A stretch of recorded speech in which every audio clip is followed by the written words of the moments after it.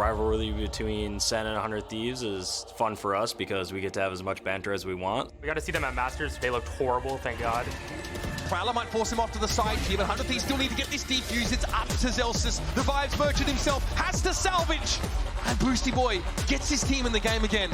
I mean, Booster as a player is terrible. Like, I actually don't know how he won a champs. It's kind of like me winning Madrid. He's horrible. Actually, now that I'm talking about this, we're kind of the same, and I hate you, but I love you at the same time. This is it. The Null Commander set them up, and instantly around the corner, Zelsis waiting.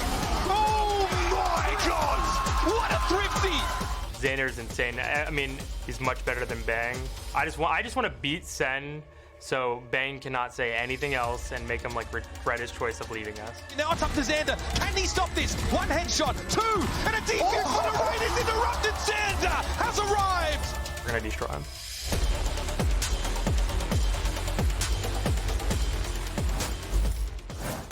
Welcome back, everyone, to VCT Americas, and a big hello to all the clout chasers, co-streamers, social media gremlins, and anyone like that on the internet that enjoys some good drama, because it's now time for Sentinels versus 100 Thieves. You got GB here alongside Brennan Wyatt as we break it all down. Fellas, we've sung this song multiple times in the past. It's like Rocky V at this point. Really is. You know what I'm saying? It's it like, really is. I said a hot take before we even came into this. I was like, just put the game in the bag. I'm tired of this match between these two. Maybe that's a hot take. I don't want to deflate the hype out of the room here. You guys can the game that has placed the last of the weekend to drive it's the carrying most the hype and viewership. excitement. It's like really pushing. It's the main event. Yeah, Brent's like, don't want it. I was more excited about 2GEG. Ooh, hot take. That actually, hold on a second. I'm expecting more pushback at this point. Or this one. By the way, none of this is planned. We can get into this segment actually anytime we want. None of this was planned. Well, look, guys. It's this one. Oh, I mean, this does. Honestly, you kind of segued nicely into this point, which is that it keeps happening. Yeah, we've been getting this for a long time. And it's a little one-sided. Yeah, it's a little one-sided. We all remember when Sen took the win in the JBL Quantum Cup. Yo, I think I casted that one. Which one? No, never mind. That one's later. Never mind. I casted a JBL Quantum Cup ages ago. I remember, and I don't know if I got paid. Jokes aside. In any case, I'm kidding.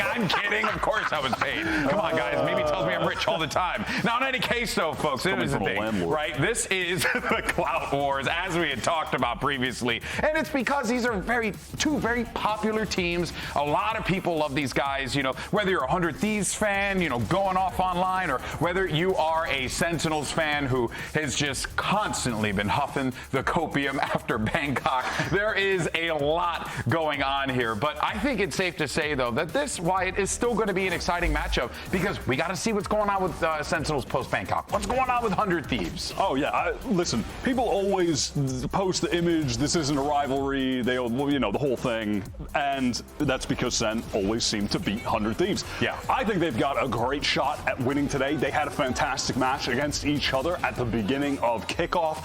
I'm excited to see them run it back, personally. Big questions, though, I think, for the Sentinels team, because they did have a really strong kickoff performance. They peaked towards the end in the finals against G2. I think they played the best that they really have all year long, and we didn't see signs of that, really, over the course of Bangkok. So that's what I'm going to be looking at, to be honest, for this one. And, of course, you know, you get your drama. It's like drip-fed to you at this point. Yeah, you're just locked into the drama, locked into the machine. Get it all set up a little bit. I don't know why I'm so bitter coming into this. I got no reason to be bitter. I got no skin in the game here. I don't know why I'm so jaded about all of this.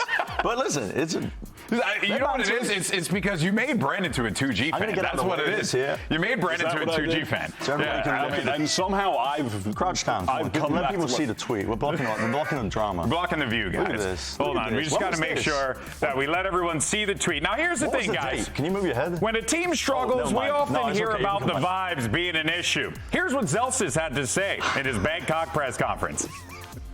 Oh, shut.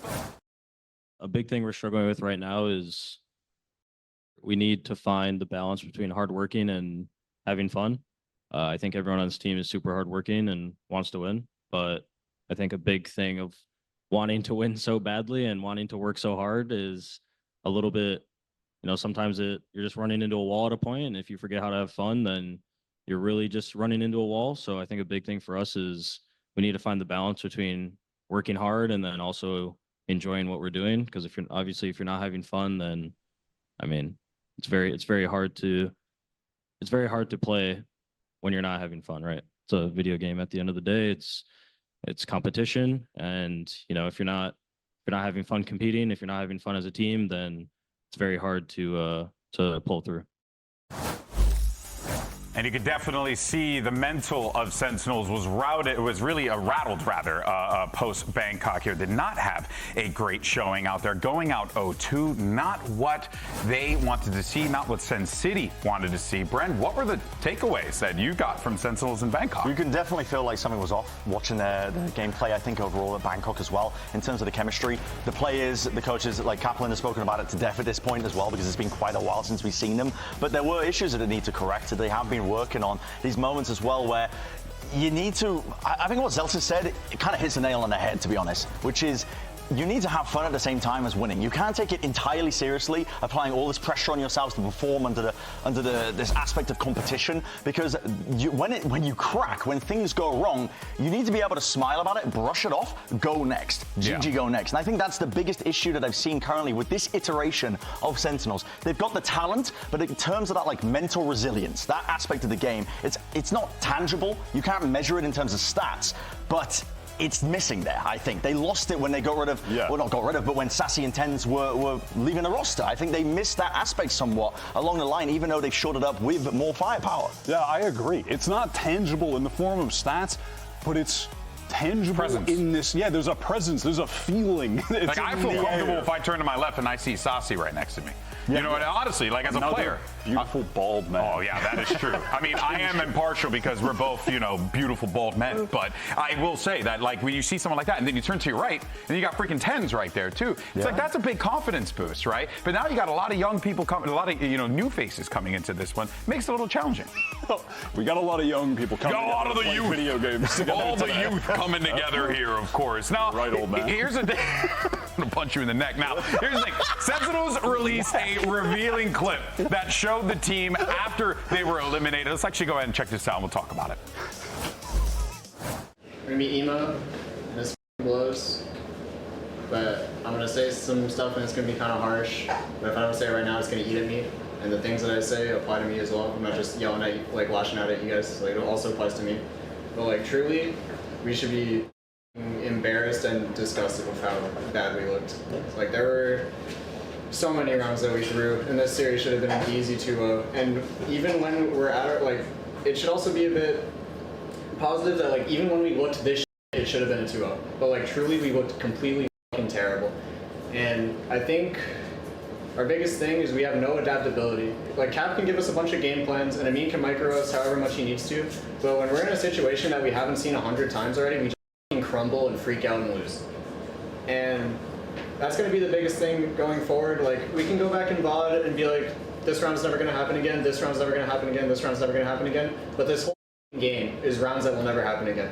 Being able to adapt and do on the fly in the moment and do it together, that's what makes the good teams good. And we just don't have that right now.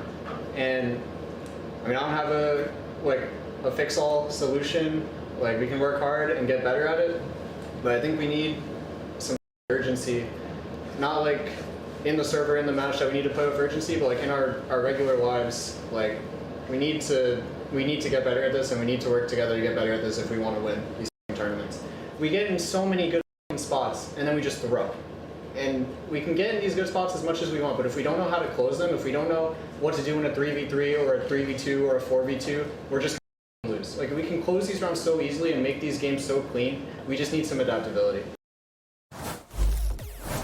Damn, that was the harsh truth, but exactly what that Sentinels team needed to hear in that moment in time. Yeah, I mean, I hard agree. And for a player like Zekken as well, who's quite young overall, but he's having to step into that maturity leadership role for Sentinels as well. I think this again speaks to this gulf and this gap that's been left by Tens and Sassy going away. That was a lot of experience that you're now going to be missing. Zekken has only been around very mature individual players, and he's been molded currently into a fantastic one, potentially one of the GOATs of all time. We'll reflect on his career, I'm sure, thinking about all the accolades that he's going to be piling up, but it's a lot to ask for because he's the one having to step up and bring, either having the hard conversations with the rest of the team. That is a really good point, actually. He has been molded by some of the most mature players in top Valorant history, going back from Xset into SEN into also been coached by Kaplan for such a long time at this point as well. Absolutely. One thing I do want to extract from that whole monologue he had, though, was the mention of urgency, and not just in the server, but outside of it, and tying that back to the SEN team when they returned from Madrid last year, how much they struggled off the back of that tournament and the time spent there, and now failing completely to meet their goals at Bangkok, having to come back against a fresh 100 Thieves team that are hungry off of a loss to SEN. And they're going to be firing on all cylinders. I think despite where they were at, they were so impressive. So that urgency needed to kick in, needs to kick in for today. Without a doubt, without a doubt. You're going to need that. And you're also going to be looking to some of the key players here, some of the newer faces joining the team. Players like Nary, for example, who, you got to feel that for this individual in this moment in time, Brent, he's got to meet the moment. He's got to be here with the SEN squad. Kind of like what Second said, show that urgency with everyone else. Absolutely, but I think it's no secret. Everybody knows it.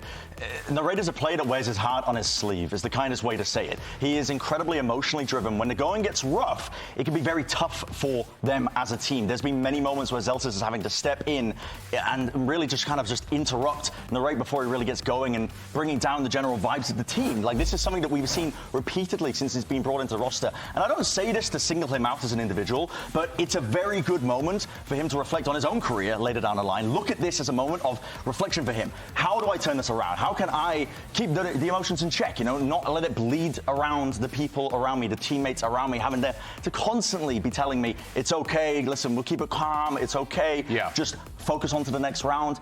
That's what's missing when I see this team right now in its current iteration. And that's the difference between what makes a good team a very great team and a team that's going to be lifting trophies. So I don't say this to single out Narrate as an individual. I don't ever really want to be put that pressure onto him, considering the amount of pressure that's always on these SEN players. But I think for him, this is a golden opportunity for him to really evolve and take the next step as a player. That next step that really turns you into one of the greats. No, you're so right. And actually, we did get an opportunity to catch up with Narrate earlier on today. Dryad, standing by. I'm here with Narrate ahead of that 100 Thieves versus Sentinels matchup that everybody has been waiting for. And Narrate, you already played your first international with Sentinels. What are some of the learning lessons from that international event in Bangkok that you're hoping to apply for Stage 1? Yeah, so I think in Bangkok, we learned a lot about our team, what makes us, play better, what makes us play worse, the things that affect us, during the game and outside of the game. I think one of the biggest things we learned is, just, keeping the team vibe up, learning to enjoy the game as we're playing it on stage and off stage. And yeah, I think we're going to go into that match with that in our heads today, and yeah, hopefully it'll go well. Excited to see you. Best of luck. Fun is the word of the day for Sentinels, but when I do think of a team that likes to have a good time, it's 100 Thieves on the other side. You got Boosty over there walking around the hallways here at the Riot Games Arena with his freaking boombox, living his life to his best degree here. But here's the thing, it ain't all sunshine and roses for these guys either, right? They got eliminated at kickoffs by Energy after Sentinels put them in that spot, Wyatt. So this is an opportunity for 100 Thieves to really correct a wrong. I really believe that this 100 Thieves team were performing far better in the server than if you just look at the standings of where they finished at kickoff actually shows. They were a high quality team. They played some fantastic maps. I think they really just owned themselves with some bad map pick ban decisions, really overrated their bind, kept picking it and losing on it.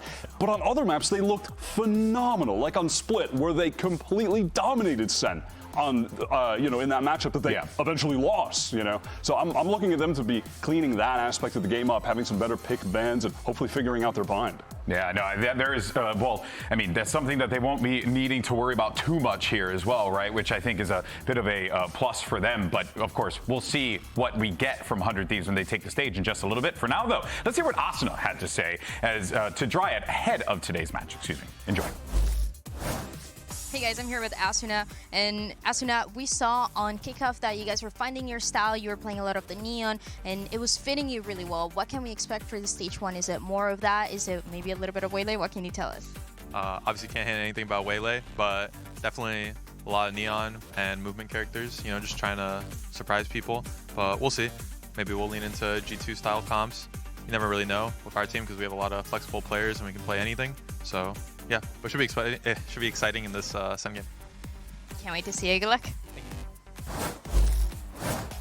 Now, I hard agree, I think, with some of the points that Wyatt was saying before we even got into this, that 100 Thieves didn't look as bad as their standings were overall showing. And a part of the reason for that, I think, is that they come into these rounds, these games, with very good ideas overall. And Zik's preset plans is the key to victory, genuinely, for them. And that's coming out with very good ideas for the pistol round, very good ideas for the bonus round. And this round that I pulled here is the bonus round that they played against SEN on Split, another map. And it was little set plays that they used at the beginning of the game to get an advantage early on. I'm just going to zoom in here as well so you can see what ends up happening. But you've got a 4-player stack on the bonus round starting off things. And I'll play it out as well so we can just see how this happens. And they end up sending a fault line. Sage flows over the top. Salvo's coming out along with the nade. And it's all combined to get an early pick-off nice and early on. And it succeeds, obviously. These type of plans are something that 100 Thieves and Zix has always excelled at. To get that early advantage, prioritizing pistol rounds, bonus rounds, and snowballing it forwards. There's only 13 rounds, first to 13 in Valorant. If you take that into account and you build plans around round 1, round 3, round 13, and the bonus round conversion, if you eventually get it,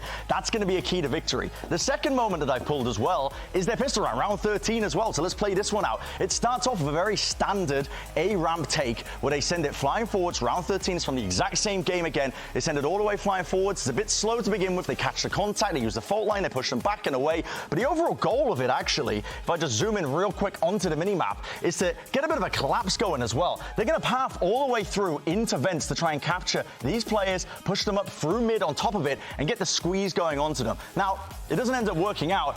In the end of the day, Sentinels end up realizing this. They react appropriately. They pull backwards and away from it. So these opening advantages. But the point of this that I really wanted to show you is that they are putting clear thought into these opening game plans to try and snowball these advantages. And when it works really well. On this particular map on Split against SEN, they ended up winning in a dominant fashion because of this exact scenario that I'm talking about, with Zix putting in the thought with these preset ideas. It's also one of the reasons why 100 Thieves should be much better, I think, in this week-to-week format, where they have a week to prep for every single opponent, rather than going into the tournament and having to play and prep just every single other day. So, listen, I'll send it back over to Des to just talk it over for the final few moments of this one, but 100 Thieves should be looking better overall, just I think in the group stage. It's going to be suiting them a lot more. Yeah, I mean, Wyatt, you've been big on the 100 Thieves stocks. You think this is going to be a win for them today? Yeah, I do. I mean, look, in our 90-50-10 prediction thing that we did at the top of the day, my 50% chance was 100 Thieves go undefeated in this group. It is the softer group, though obviously there's still high-quality teams, but I really do think that there's a strong possibility that they could pull that off, format being a reason. I think they're going to look good today. All right, folks. Well, here we go. It's now time to get the show on the road for Sentinels versus 100 Thieves. Let's send it down to the stage and bring out NA's finest. And let's go ahead and welcome out your first squad from Sand City. It's the Sentinels. Fun fact about this SEN roster, we've been doing things all throughout the weekend here with our block party. Sentinels only team that has been here every single day, and even when they're not playing, they have been putting in a ton of work to support the community that's coming out, and you hear the crowd. They love these guys. Yep. I already submitted my Holo 10s card to PSA. Hopefully I'll get that grading back soon. You are ridiculous. And flip that on eBay later. All right. Well, let's go ahead and see if we can bring out their opponents here in just a moment. But there goes the SEN boys as they get ready for this matchup. It's going to be a tough one, but let's welcome their opponents to the stage. It's 100 Thieves.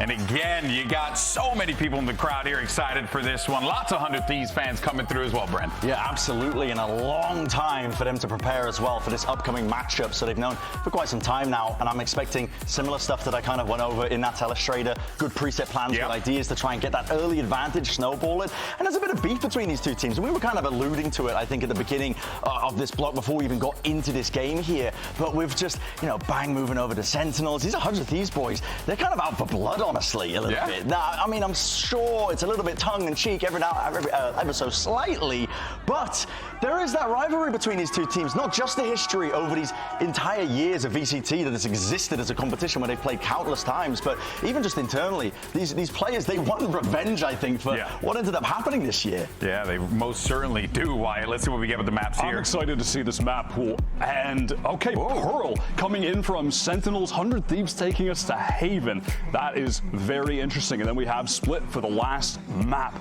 On Pearl, I'm keeping a close eye on Cryocells because a couple years ago when Pearl was in the map pool, his opping was unbelievable on defense on that map. There was a game, in fact, against SEN where they were down. He goes on defense, drops 20 plus just on that half with the op to bring 100 back in the game. It's outrageous. But in Kickoff, his opping was some of the worst we've actually seen from him. I need to see a bounce back from him, and he could carry them over the finish line on this first map. Yeah, the pressure is on for both of these teams, I think, in terms of just showing up expectations. It's a weird scenario to be in, but with Sentinels having performed so poorly at Bangkok, they're going to be wanting to come into this match setting the kind of tone and pace, I think, early on for stage one. And for 100 Thieves, it's a little bit about revenge as well, and actually showcasing that they're not just going to be going out early whenever they get the chance to play in some of these tournaments. This is the big one here. The map pool, I think, is shaking up as well to be really quite interesting. You've got big maps that allow for a lot of slow macro play. It's really going to be coming into, I think, the calling to some degree as well for these teams. Opening with Pearl and Haven, we are going to be in for a treat. Ooh, absolutely. All right. And I mean, we are getting from SEN. They're taking us to what we've been seeing from them. Hell of a lot of Zekin on Yoru. John QD playing the Tejo, Zelsis, his Vice, and towards the end of Kickoff, really starting to heat up. He was having some of the best maps he ever played. That is into the double duelist from 100 Thieves. This comp now, the teams are playing on Pearl more and more so often. Neon, Yoru, incredibly fast rotates. On defense or attack, you're going to be able to work the map, not just on the attack side. On defense, you're going to be able to Yoru TP exactly where the action is. Neon's going to be able to follow the sound cues as well. It's going to be difficult, I think, for Sentinels on their attack. They're going to have to push and pull very effectively to ensure they're not running into stacked players. It's funny that going into 2025, everybody was so annoyed at Asuna playing Neon after getting bested by Jerwin in an off-season tournament. But then in Kickoff, his Neon was phenomenal. Well, folks, the arena's packed, the hype trains are running, and the subs are being gifted all over the place. So let's go ahead and get this show started, shall we? And send it over to your casters. Who better than Riv and Vansili? That's right, we're ready to get into this matchup. It's gonna be a good one. We see Sentinels bringing out the same comp here for Pearl. 100 Thieves bringing out a third different comp and 3 plays now, and they're going with a double duelist comp this time on Pearl. Exactly, you can't start week 1 of VCTs without an El Clasico, or as Xander liked to call it, the El Clautico, and I like to call it that way too. But the most important thing into those changes that you just mentioned, Riverton, for 100 Thieves is the first time that Cryocells picks a Yoru ever. So now when Wyatt's talking about, hey, I want to see a resurgence of Cryocells going into split 1, how he's going to look like with the operator, he has a good chance to do this with this Yoru, especially on this map, and on the defense is where they start. Interesting that their evolution has been a Killjoy and a KO, to the KO and the Vise, and now a double duelist, but still keeping that Vise in there for 100 Thieves. They look over towards the B side here with a bit of a default look towards the right, but great pressure as they push forward. John Cutie starts us off with first blood. Util cycling back and forth. Doesn't look like 100 Thieves wants to give up the space too much. They will continue to push back Sentinels to figure out how much they want this B long position. And great hold by Cryo as he already teleports back over to see what's going on at A. And now we get into the mid-rounding where Sentinels, you remember what the Zekin just talked about in the video, where it comes down to adaptability. If they're not facing against something that they're used to, they kind of just crumble. And this is a perfect example right here with this double duelist that 100 Thieves are coming out with. And we're in this mid-mark where Sentinels are kind of split across the map. Giving up here this B rotate in the very beginning because they were getting pressured by 100 Thieves. But they're slowly going back into this split. Yeah, they're very healthy. Easy to keep peeking that long side. 100 Thieves are going to sniff this out and start leaning back to the correct way. Seeing the stars go down, they try and position for a bit of defense, but this street lurk could be huge once the engage happens. EU's eyes are on that position. Oh, but his eyes get closed really fast. Lights out for him, and Sentinels come flying through. Xander just able to creep around the backside of the site now as he waits for Cryo to come in. Zelsis and John Cutie trying to pressure the plant. 10 seconds left. Spike planted. Oh, slowly the creep in from Cryo, ever so quiet, is able to get that first one, and just a sliver of health here for Zelsis. It looks all too over here in favor of 100 Thieves. Zelsis says no. Zelsis says no. Does find out where Cryo is. Gets out another Vines. Starts to delay a little bit more. Misses it. 6 shots in the Ghost. Knows the defuse is a fake. Sees the leg. Gets to play the time. Gets to play the position. But now behind the box device, the Vines go down. He's playing Cryo. And he gets Cryo. The triple coming in from Zelsis for the Zelsis going on this Vice on a 1v2. Missing the vines, going on to the spike, but still we just talked about adaptability, turning it back into its favor and keeping Cryo sticked onto the position. Even if he loses the duel, there's a possibility that Cryo loses from HP running back to the spike or losing on time. And that's how you want to start things. Man. Big battle coming in from both sides from the pistol round. And it ends on a 1v1. Beautifully played by Zelsis. And Sentinels continues with early aggression on the A side. But so far for 100 Thieves, they've been reading the correct stacks from the pistols to the second round. Looking to once again maybe surprise through with Asuna at the point. But looks like finally they'll decide otherwise. Falling back from that smoke, giving a chance here for Sentinels to potentially take control of this long A and the orb. But they're just using this scenario to insert Zekin as the rest falls back to work towards middle. Yeah, they look around, 3 towards a position, pull back. They did the same thing towards B last time Sentinels did. They feel comfortable having that kind of default on the map so they don't have to fully regain any position with too much utility. Big map manipulation. So Zekin already TP'd back with everybody else. You see here now the inserts on the initiator of Narrate instead. So at that minute mark, they're trying to see if 100 Thieves are going to try to push out. But 100 Thieves have found a little gap. They've gone behind Zelsis. They might catch players off the rotate. Boostio's going to hear this. It's going to keep the 2 players towards the A side ready to go. Spike down. Ooh. Did not expect that push up that far from 100 Thieves on this round after having sourced the map. Sentinels get caught off a bit, and the same thing goes for Xander here as Zelsis comes flying through mid, and now he gets to play the push and pull on the backside. That's going to be tough, but Asuna, Asuna with another classic 3 coming up very fast. Cryo clears one. That's the round. That's a thrifty.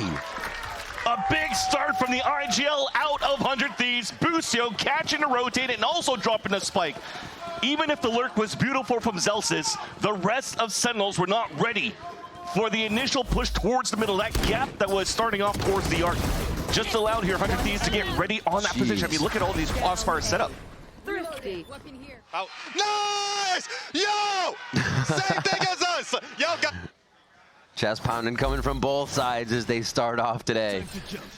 The third round now is going to be Phantoms almost across the board. We still see Boostio with the lower buy, but Sentinels with a death ball looking to clean up one of those weapons and see if they can't pull back a little bit with some power. Exactly. Pack mentality. You already have a TP back towards the spawn. 100 Thieves are in a good spot here to just have the numbers to stop this push. Ooh, tough spot for Xander. He's going to have to spray a bit. That's going to be a Phantom in the hands of, what is that, Zelsis? Narrate grabs it, but has to plant towards the right side now. Out towards the church. Big Vice ult coming out from Zelsis from how he popped off on the first and second round. That's going to delay the retake even more for 100 Thieves. Keeping that Phantom protected here. You see it right in front of Zelsis on Narrate. They start to move in.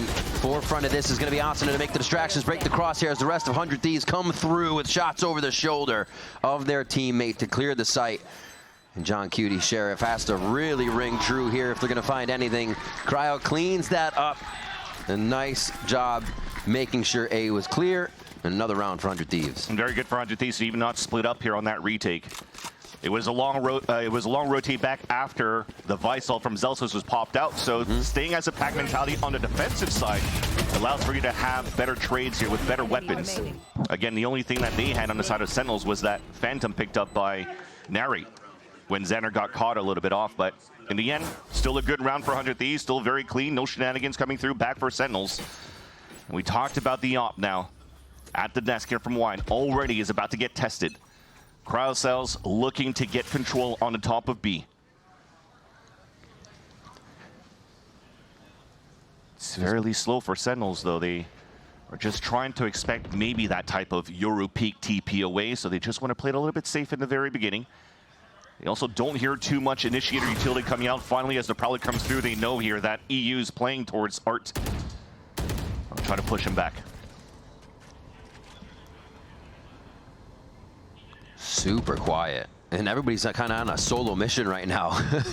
Yeah. With that safety of gate crash, it's easy for Zekin to look for that first kill. You see the same thing as you were saying from Cryo. Still pushed up long. So that information to be sourced, that Sentinels is definitely working the middle of the map because you also have Boostio and Asuna so far up street. Everybody could be heavily focused towards the middle A side because of this position right here from Crowd. Even ults for information. This now confirms the hit towards the A side, and Sentinels knows that they have to come through, but the decoy brings up the wall, and now it actually even slow things down even more.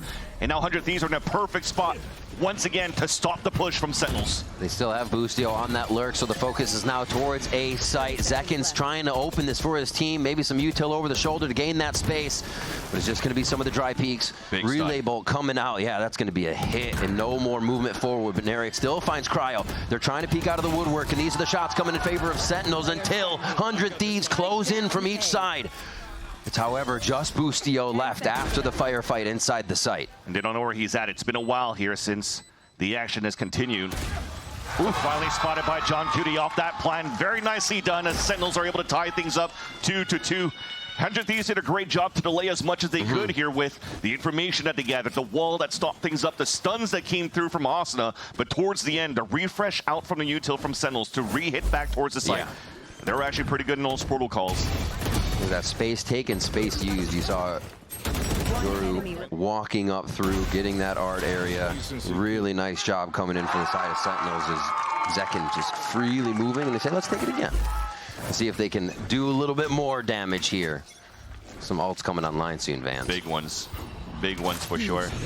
We start towards Art, already spotting 2, but nobody to help out on that. But that's going to help here. Sentinels start pushing forward. And even the wall from behind. Also trying to close the gap, but he's alone. Oh, he does hit Zelsis before he gets behind the smoke. Zekin joins the team, has to get out of Dimensional Drift. Narrate will watch the flank here, but it's actually a ruse. Asuna's already run back. And getting that pick or also forced out the Armageddon from John Cutie. Sentinels were ready to split towards this A side, and it's so smart here for Asuna to fall back, play the numbers, and also waste the time out of Sentinels. Now they only have a Fade ult to move forward and try to retake a site. At this point, it might be, we have to re-clear with util. We give our positions away, but the Nightfall might be the key thing. So Narrate has to stay up so far, but he's about to peek up against Boostio. They have this backpedaling information. Now Boostio can stay safe, but look, Asuna's still pushed. Okay, didn't stay too safe there. A nice pick off by Sentinels, pressuring mid.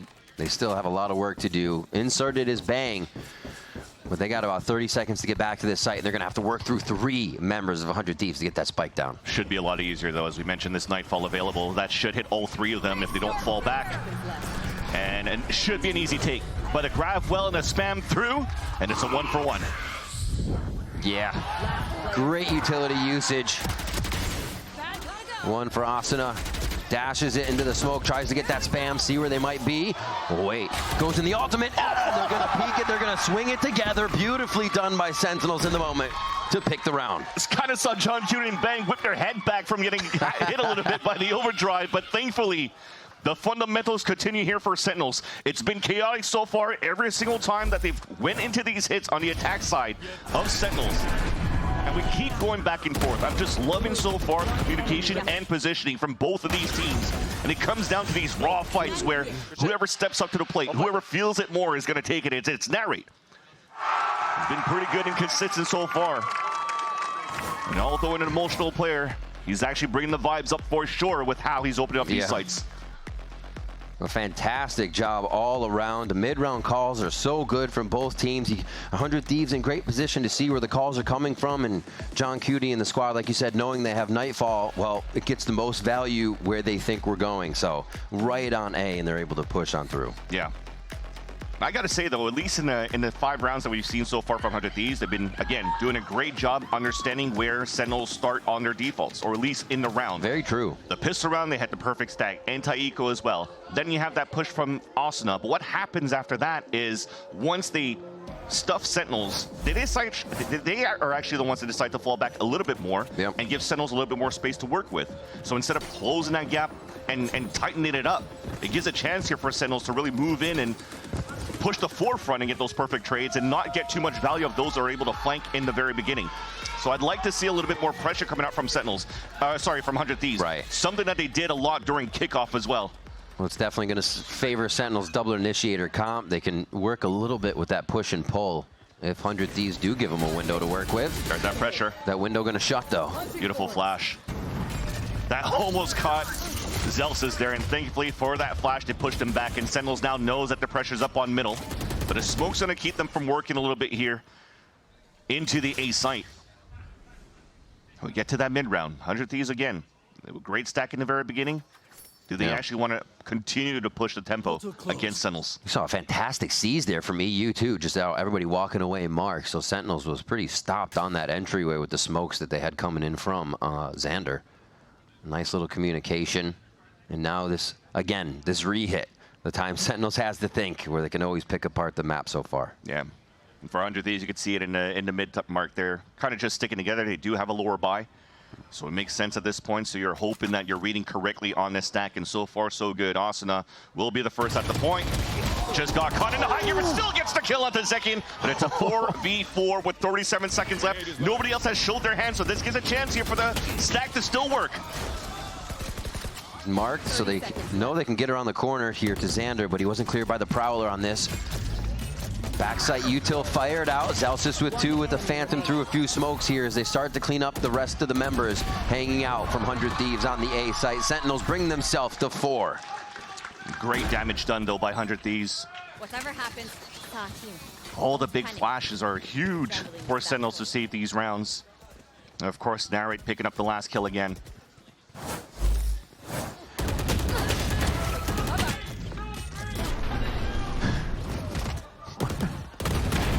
Nice,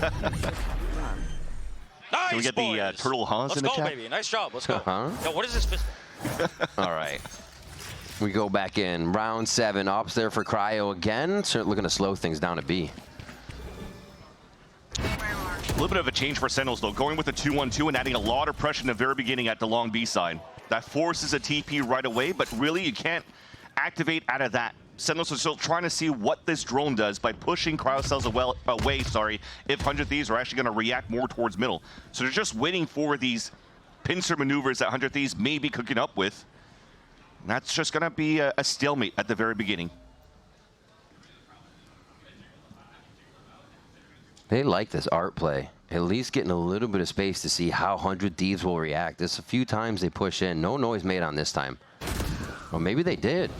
It's actually a lot of respect given from 100 Thieves to prowl out who might still be there. Okay, now, yeah, they definitely made noise. Interesting. Well, they get a lot of util out of 100 Thieves there. And also you see the setup from 100 Thieves. Usually the Vice wall always goes up towards that long B side to snuff the cross. But because they have Cryo with this rifle, with this op, they're going to count on him first. So they could use the wall somewhere else and have more focus of defense on the A side. But that said, now we got 30 seconds left. Everybody grouped up for Sentinels for the re-hit towards the A site, and once again, Cryo is about to get tested. Easy kill in the first. He ran out with the skills out. We all do it. EU taking down another one. That op's going to be ringing free towards the back of the site still, and yeah, absolutely stopped in their tracks here with under 15 seconds left. That is going to be a save for the side of Sentinels as 100 Thieves go through this one flawless. That was a little bit of too much time wasted out for Sentinels. Again, that 2-1-2 that they started still didn't get too much information.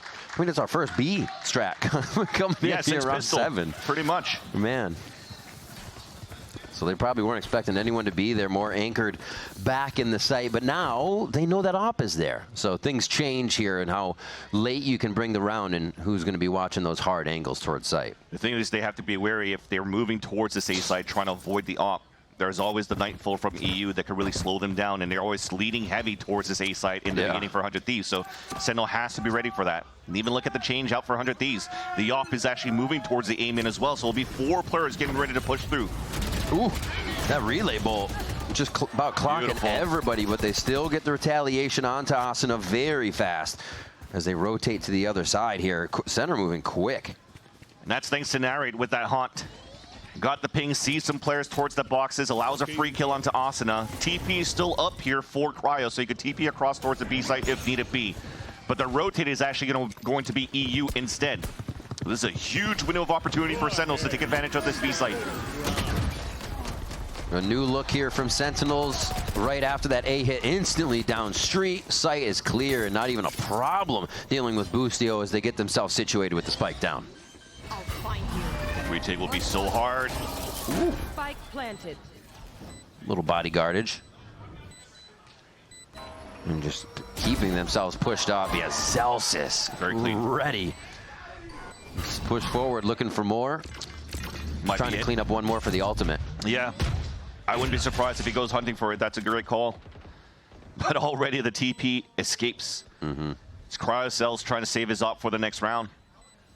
That's one of the things here for 100 Thieves with the aggression. You get punished out of that with the Neon. I mean, it was something that was similar when we're pulling this Neon comp out with no Sentis on Lotus, for example.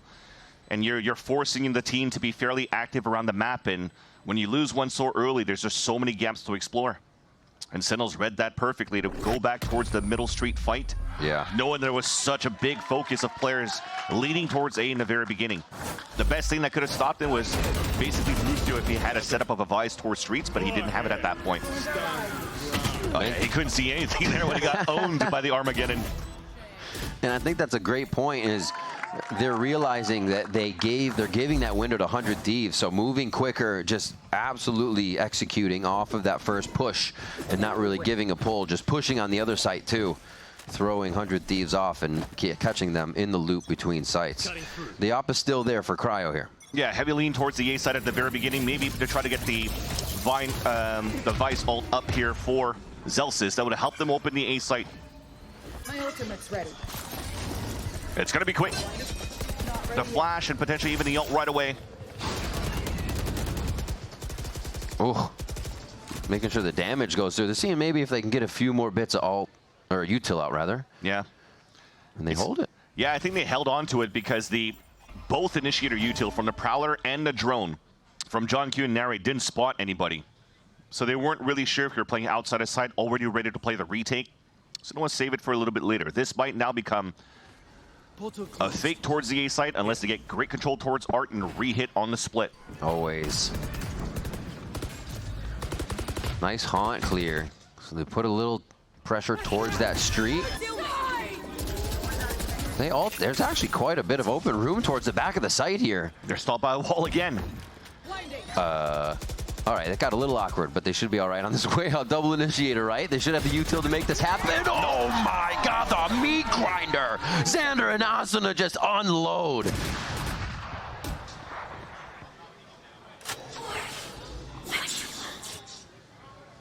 Uh-oh. Okay, swings it back.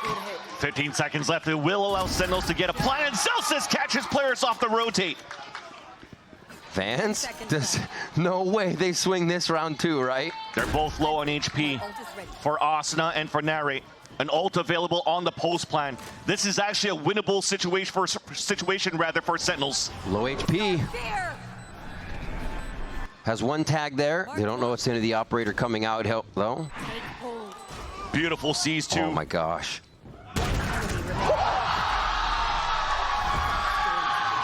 Too clean for Narrate once again.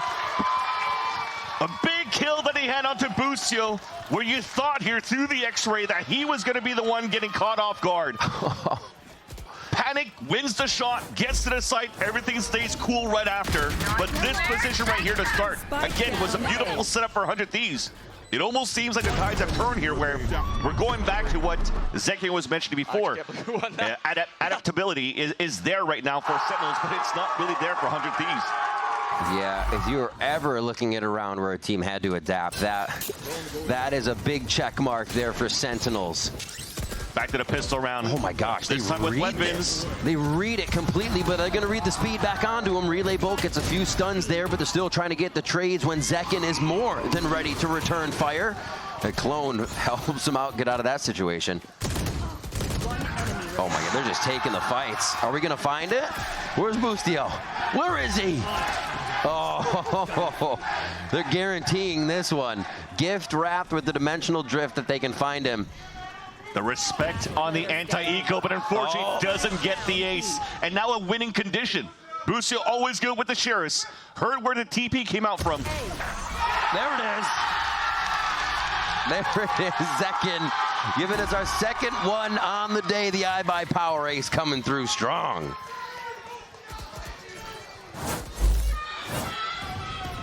Look at that. The pistol round was perfect. The small change coming through here from 100 Thieves was that they added more players to push behind Asuna so they could fight towards that top. Yeah. But there's just so many players left for Sentinels.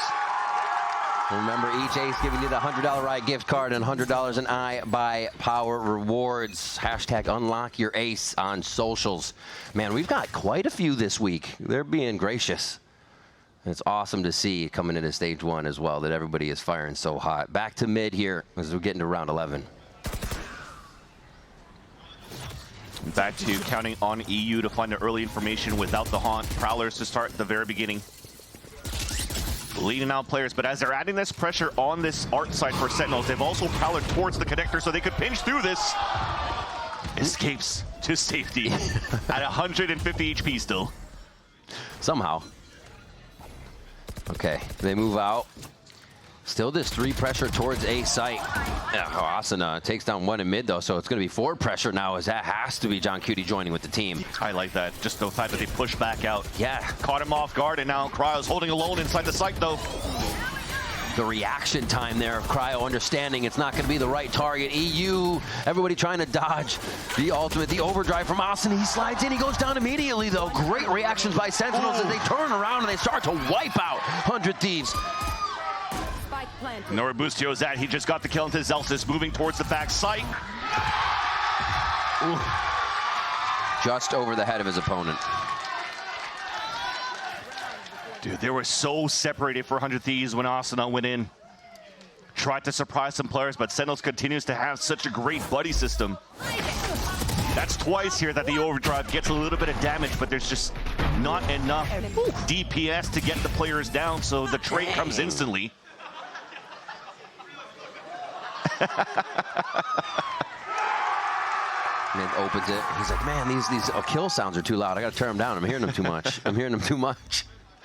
All right, final round of our first half. A lot of action in mid lately. Both teams trying to pressure each other a little bit more and get under each other's skin as we go back to the extremities on this last round. It's just how fast they went too after 100 Thieves decided to surprise them on top middle. Sentinels are looking very well oiled today in terms of keeping the gears going and controlling the first half on the attack. Now trying to play the contact. This is something new coming out on their side. Almost caught Boostio off guard. Oh, what a double peek. Nicely timed. The Guardian still doing damage now from all the way back in sight. And they just slow down this take. Cosmic Divide comes up, so there'll be protection wherever they want to go here. That's maybe the silver lining. Oh, never mind. Jig is up. Yeah, even continuing ult for info. And even if they use a Cosmic Divide for a hit, you still have the Vice ult out from Boostio for the retake. And just that ult and keep it in that spot. Cryo now takes full control of the A side. Sheer activated here by John Cutie. Splits them all up now. Very difficult for Sentinels to get some good map control.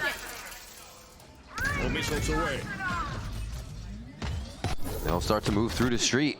Guarded well by 100 Thieves here. They've split their forces, I'd say accordingly, just to delay this one. But it is going to be in power of Sentinels. Yeah. Ooh, trades through the wall. Nice delay. Trying to keep that angle from Sentinels getting into the site, and that's where they just start to crossfire down onto the street. 8-4 as 100 Thieves will get a final round for themselves here in the first half. Well done by 100 Thieves to stay calm here in the last round, despite the Cosmic Divide and pulling out their ult. You already had Cryo in the front of the A main, so when he didn't hear any footsteps of players from Sentinels pushing through towards Bart, easy for them to hold the crossfire here towards B. So they find a silver lining as well on the attack. They're closing that gap. 8-4 going into the half. That was their best. I think we're into a very good game here going back into the second. Can't wait to see what that double duelist comp does on the attack side. I'm also excited to see what Dryad's doing over in the streamer booth. What's going on? I'm joined by two very special guests, Nicewick and Ilum. Can we hear it for them? They're supporting 100 Thieves today, just like a bunch of people in the audience too. And Nicewick, I want to ask you, you said you've been on the esports grind. So what is something that VALORANT has that no other game has? I feel like I'm all about community when it comes to esports. I just love passionate fans. And coming from Apex, the community is so passionate about the esport. And then I think seeing the VALORANT Twitter and how much everyone cares about this esport in general, and also how much Riot cares about this esport, it really made me want to be a part of it a little bit more. So that's why I'm here today. Yeah, everybody's so passionate. We know that for sure, especially for this matchup. And Ilum, you just got signed to 100 Thieves 3 days ago. So tell me, why should everybody support 100 Thieves on this match today? because we're just the GOAT, you know? Just straight up, we're the best. It's definitely no bias here at all, you know? I'll be so real, I'm pretty new to the kind of Valorant Pro scene, but I've been really enjoying, the whole thing today has been amazing. I'm gonna be here like every week. Every single damn week I'll be here, I'm telling you. But I might not be. No, you will be, you will be. Oh, We've agreed. Every week, and that's what we want to see, guys. Now, it is 4-8 right now on this map. Predictions on how this is gonna end up. It's not going great for us right now. I think we could all see that, but I'm expecting a little bit of a bounce back. So, 13-9 us. 13-9? What about you? You know what? I could see a 13-9. I could see a 13-9. We'll take that. Yeah, I'll agree. Yeah, I think I'm also going 13-9. We're in the same wavelength here, right? Wait, 100 Thieves? Yeah, of course. And with that, we're gonna send it back to the casters. Yeah. One round for SEN on the second. All right. I mean, there's copium going around today, but they could be right. They could be right. The double duelist comp could come out firing. We've seen teams plan for this, and no, their attack side is stronger. That's exactly it. Having double duelists on the side of 100 Thieves on the attack now, and Xander potentially the one that's going to help open things up to support Asuna. They're leaning for a split towards the B site at the very beginning. Boostio looking for a push towards A. Just trying to identify if Sentinels want to play aggressive themselves, but they're actually playing a little bit further back, trying to play double flashes to counteract on a push towards B long, and heavily lean towards B. Oh. Smoke goes up. It was going to be a dismiss, but they're going to fight through it here. Flash goes out, just preventing the kill there. Onto Zelsis, still has to hide onto column as Asuna is bringing around the fire now from Street, but Zelsis lives. He's still giving him hell here, and he's got Xander down to half. Oh, the right click just hits low, and he gets it again. A triple for Zelsis. Solo mode activated here on B-Long. Oh, finally, EU finds it, but it's only going to be so much. They return the favor very fast on that trade. And now Bang and Narrate have eyes on the spike, and they're working together. And the U-tilt to support Zelsis around that. His own flash at the beginning, but then a recall smoke just to isolate the 1v1 at the top. Delays well enough here for the rotate from Sentinels, as they had their own battles to fight at the beginning towards Street.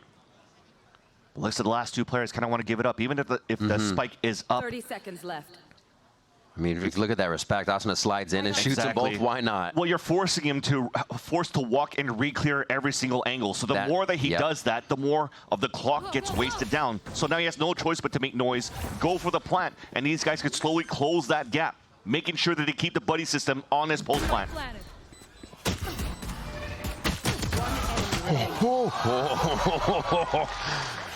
Whenever it looks that sketchy, you wonder, but no, they had it. Sentinels still trading off each other. They're Narrate nice and healthy to get the final frag and get the pistol round for Sentinels. Narrate continues to be super solid for Sentinels right now for these crucial kills. Now winning another pistol. Although the last time they won the pistol in the first half, they got thrifty right away. So now they want to keep it clean. I mean, I think we just saw a quick buy from Asuna too. Can't wait to see if that sticks when we get back. This was crazy from Zelsis. Yeah. It makes sense. You get a plant, sometimes you want to gamble for a stinger buy. Has worked out for some teams, as we know. But this time it's Asuna. Looks like he's just going to keep a bucky. Okay. Sheriff onto Boostio, but it has to be fairly quick somewhere, and it'll be towards Art. Okay. Gotta go. That dive in, also giving Cryo a chance to get out safe on that right side back towards A. Good bye. Bang doesn't even think twice about that. Backflipped out of that one. Oh my gosh, they're all so low, just trying to get into the site too. Vulnerable down here, and it's not going to help. Quick cleanup from Sentinels as they just go back and forth on the members entering the site of 100 Thieves. Sentinels grab round 2, nice and clean. Yeah, looks like Asuna is just really counting on some player playing towards that double box just down towards Art. So he's slotting just for that one kill to hopefully allow some spacing for 100 Thieves to close through, but Sentinels did a great job playing so passively when he hurt the high gear, the sprint coming through from top middle, which allow here just Sentinels to play further back against the Classics and just getting easy kills. Not even allowing 100 Thieves to get a plant. Although the only one suffering from this buy is Asuna from getting a smaller shield with the investment of that bucky on the previous round that they lost. And they'll try something again, working back towards the arc. But here's a push towards A, though. Rinse and repeat, a little bit stronger at A. Like you said, they get a quick kill coming out of Zekin and start to push back. Man. So there's art control. They just keep pressuring and flexing to get mid, and now they can insert so easily. Thing is, they lost control towards the A side, so Boostio is already down. So no lurks, no inserts. Now it's just bear fighting, trying to close that gap right here onto Narrate. But it looks like Cryo doesn't want to push down towards Art. Just try to meet up with Asuna.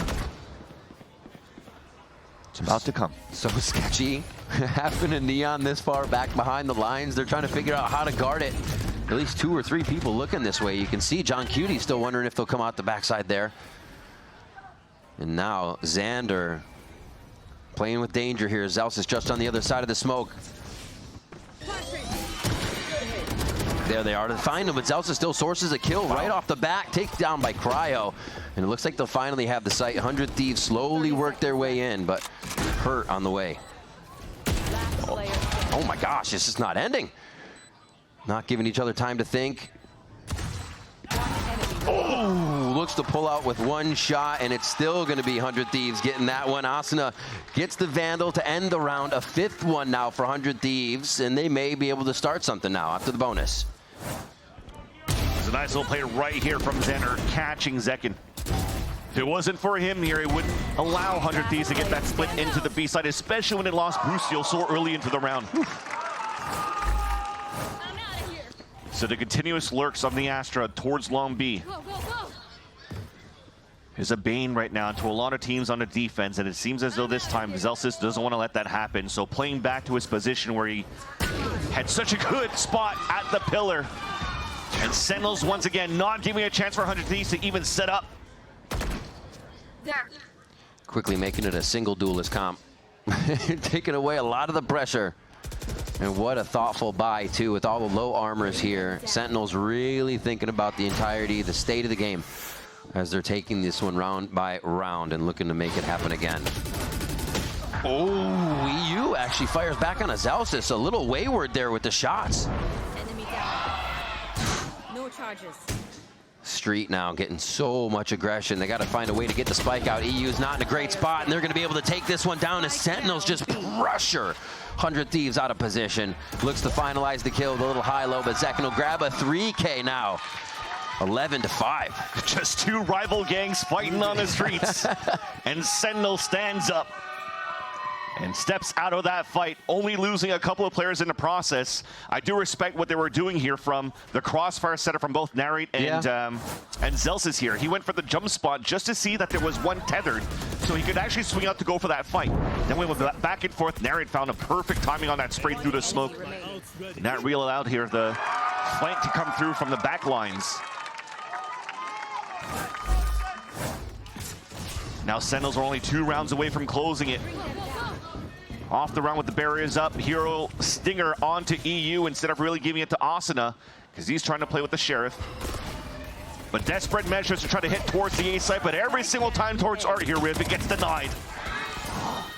It's John Cutie the difference. Narrates there just on the right side to help as well, and it looks like it might be. The Stingers can't get through, and 100 Thieves get stung. Match point for Sentinels.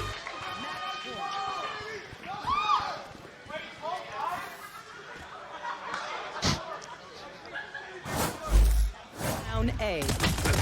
We'll have a big cycle of ults coming up here for potentially the last round of this first map, both of them on Sentinels and 100 Thieves.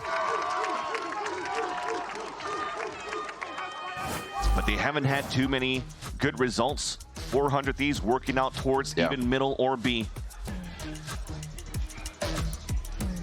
I feel like all through all these rounds too, we haven't really seen this 100 Thieves try to probe out towards the A side to see what the defense was kind of like. So if this has to be a Hail Mary to finally get into the A site overall with all of these ults, if they forgo and forget who actually plays towards the A side, any type of pressure coming out from Sentinels, that could be a nice little surprise that the defense could bring just to shut down the first map. Man. Just looking at the alts and what can happen. There's going to be a lot up the next round. Won't even go over them, but It's going to have to be something 100 Thieves uses to get through this. We haven't seen the double duelist get off online because Sentinels keeps it offline. Just about every round they're taking out one of those duelists and making it tougher for 100 Thieves to get into the site. Yeah, you'd think with the double duelist or Cryo playing onto this Yoru, you have like the clone pop flashes trying to come through, but it seems as though it's a lot of Prowlers and Asuna slotting towards the art side, but not too much to support the second wave of util needed to enter towards these sites. And Sentinels are doing a great job here. Maybe it's just the fact that they're playing so much further back. And 100 Thieves are playing for the close range fights with the initiator here of EU. And the close flashes from Cryo, and it catches them a little bit off. A little flash presence from Boostio, quick rose over towards the right side. So just so Sentinels gets the audio cue, and it looks like they're trying to do that across the map here. Make Sentinels think every place is getting pressured. And you can see they're actually taking a little bit farther back line of scrimmage. Did Zelsis just peek out to stop the clone, so he can't even activate the wall too, so that wall is going to stay up here towards this B site. So thrown by Cryo, gets fully denied, and this is perfect now for Sentinels on the defense. You are divided. There's Cosmic. And see how much room this actually gives him to hide. Cryo's not going to be able to find much. They're really going to be on the other side of the wall. He gets one, and that gives Sentinels a bit of room to hide here. They could come flying through this wall unexpected. 100 Thieves do still have that lurk from Xander if things start to go real bad. You talked about the ult galore out from the defensive side. The best thing here that that they have on 100 Thieves is EU, just to try to counter it back. That's why he's tucked in safe here in the corner, getting ready to pop it back against them. Oh, one's grabbed. They see that trail running out of sight. Arsenal's gone. But HP gone on the side. Yeah, this Sentinels. is going to be real tough. Everybody's trying to tiptoe around the site right now to see who can get the first kill. Nobody wants to be that first one. They are just handshaking right now, but it's Sentinels with 4 out of nowhere as they start swinging back and forth. And that's going to be Zelsis with the final one, the final round in the defuse as Sentinels take Pearl. Dominating victory on the side of Sentinels to kick things off here in this El Clasico. El Clautico between both 100 Thieves and Sentinels, and it was them all along. I mean, you saw some great things coming out from both Zelsis and Narrate, openers and closers for the team. Man, they were looking so good here on a map that, again, you're going into, you mentioned it at the beginning of this game, they didn't come here with a compositional change on the side of Sentinels. Yeah. You know, coming back from Bangkok, having a little bit of less time to practice or change comps, but it was still good enough to come up against a brand new comp out of 100 Thieves. They were not flustered, and this right here probably is what starts the momentum for the side of Sentinels to know that they could fight toe-to-toe with the compositional change. That play was crazy. The amount of 3Ks, 4Ks, Zekin coming up with the 5, that ace right there in the round, boop, gets it onto Boostio. Incredible stuff for Sentinels coming out in their first game here, stage 1, but we still got a series here between Sen and 100 Thieves. Don't go anywhere. We'll be right back after the break. Down A. One enemy remaining.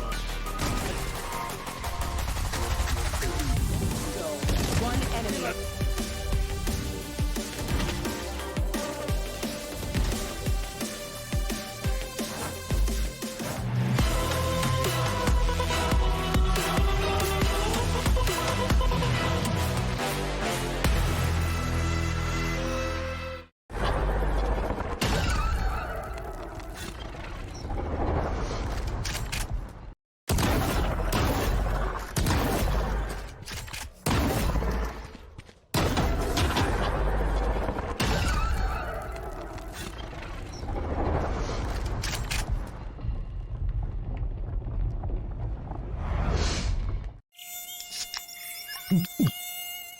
Oh.